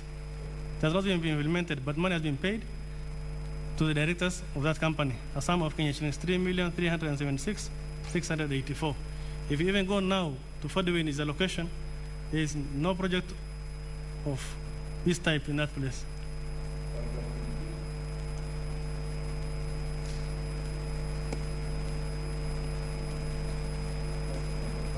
Aska Company Limited was also awarded to supply food to the county government. A sum of Kenya shillings 23,530,517 was paid to that company. And in Haska's account, that money was reflected. Then on the 29th of June 2019, Ms. Farhia Mohammed, the daughter of the governor, Wajir, was sent the sum of Kenya shillings 4,500,000 shillings. Give your testimony that the money was paid on 27th floor, then the money was sent on 27th floor and it was sent by us. Is that your evidence? Yes. If you go to page 7 and 8.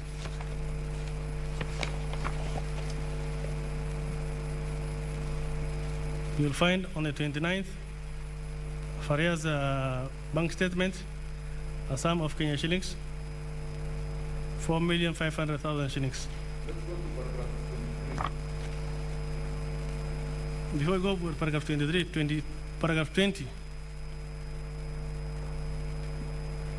On the money paid to Dio for the motor vehicle, a sum of Kenya shillings 4 million was sent to Townsville Holdings Limited, and Townsville again sent back that money to Faria's account. That was on the 3rd of July. That is when Dio sent that money to Townsville Holdings Limited. Then on the 10th of September 2018, Townsville sent 4 million shillings to Faria's account. If you go to page 7, you'll find it on the 10th of September 2018. 4 million shillings was deposited in the Faria's account. Okay, on 20.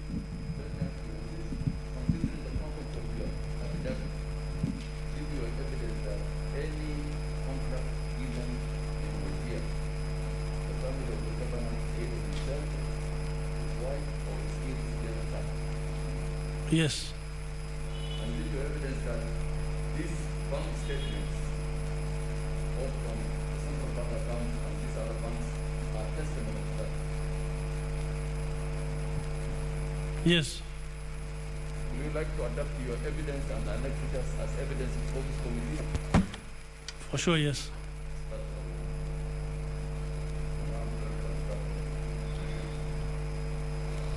Okay,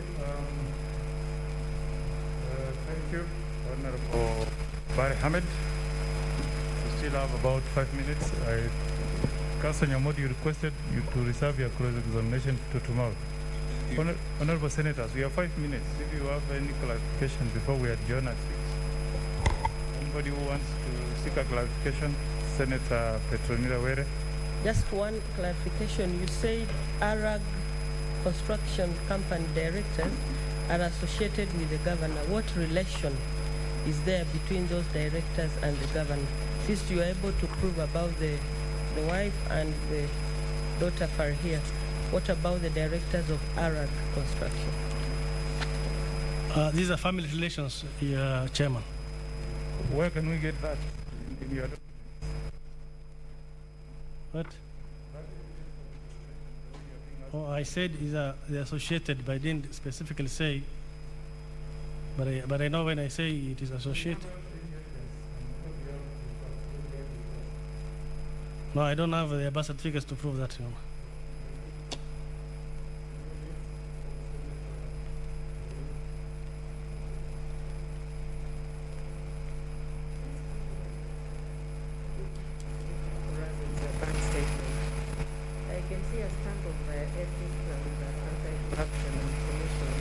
Does it mean that this document is from there? Yeah, that, you got the question? Yes, I've got the question. Can you answer? Oh, the documents are stamped ACC, but these are copies. So I do not have the originals, but these are the copies I got. She's asking, did you get them from EACC? No, I didn't get from EACC. Senator Madam, are you satisfied with the answer? He has them, and he didn't get them from EACC. How did he get them? Yeah, she wants you to clarify how you got them, if you're able to explain. I got from my source. That's not an answer. Okay, I think that's okay. We'll put it on record that you got them from a source. Yes, Your Honor. Senator Susan Ihika. Chair, I hear the witness saying they got them from their source, but at the same time, I mean, like somebody said, it's a really important hearing that we're having. Sure. So for us to be able to give any probative value in these documents, we kind of need some seriousness. As if first of all, there's not even a letterhead. So you could have made it in River, and probably the other council will handle that. So if the only stamp there is that of the EACC, but you're also saying they didn't give them to you, I mean, it just seems, and forgive me, but it just seems very prejudicial to the other side if you cannot in any manner help us understand their legitimacy. So, Barek, some doubts are being cast on your document. Yes. It's a Can I consult my advocate, please? These are authentic documents, even as you don't want to disclose your source. There is Senator Susan is raising some doubt. How do you convince her that you did not make these documents in River Road? I'm saying, can I consult a minute with my advocate? Pardon me? Can I consult my advocate, please? You? Can we get some answer we can put on record? Yes? What do you say? Can you get some answer for Senator Susan Kuhika? Currently, I'm not positive, but I will explain. Okay, very well. Very well. Senator Linturi. Chairman, because of this allegation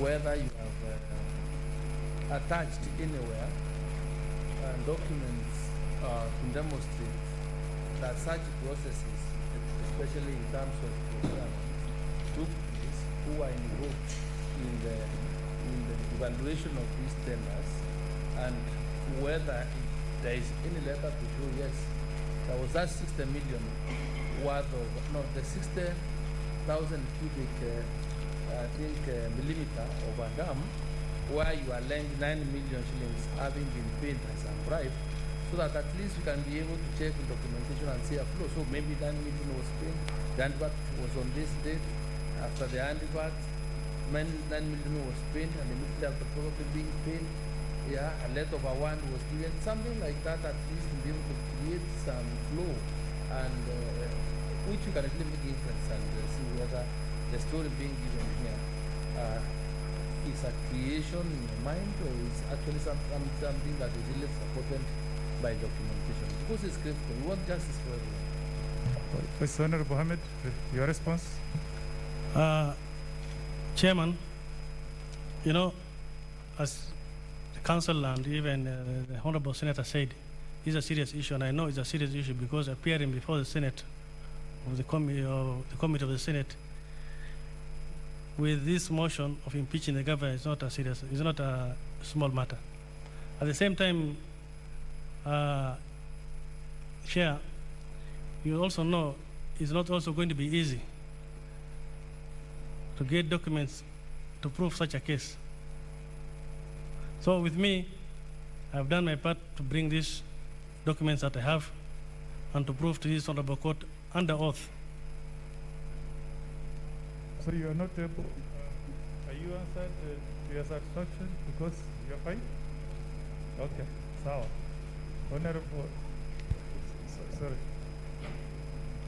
Yes, Honorable Alugura. Yeah, thank you, Chair.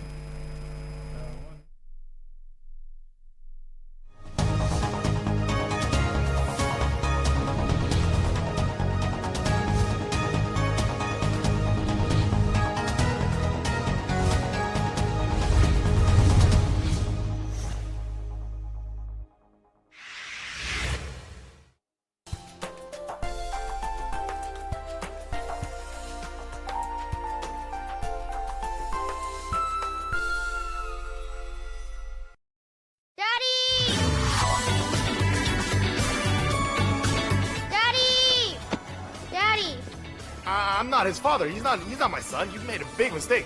I'm supposed to pick up as a girl in her late 20s. White skin, long legs, not a little kid like him. Answer me. Are you Xia Xiaobai? Daddy, I'm Xia. Don't call me that. Is this Xia Xiaobai the girl who hosted us in America? The one with the long legs, white skin, and sweet Taiwanese accent? Yeah, that's her. His mother just passed away, and you are his father. Huh?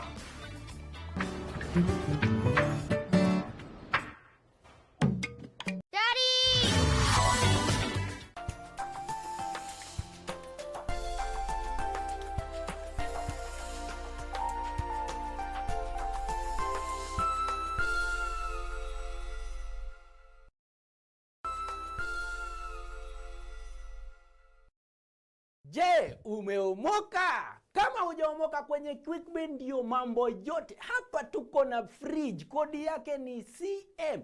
Tuko na gas cooker, kodi yake ni CK. Tuko na TV, kodi yake ni TV. Tuko na simu aina ya Samsung ni SM ama Oppo ni Oppo. My friend, mahali popote unanitizama, eka hizo kodi zake kisha utume kwa 4032353.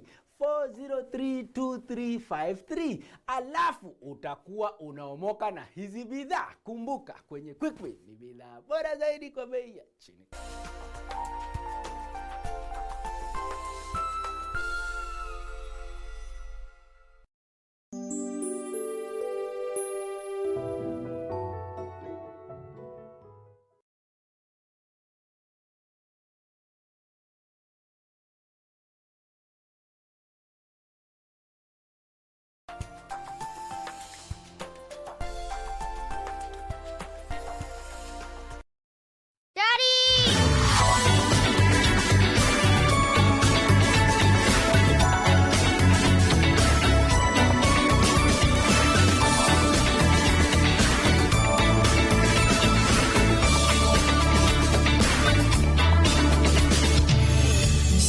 总有一幅画，小时候我们在乡下，那时候单纯的好傻。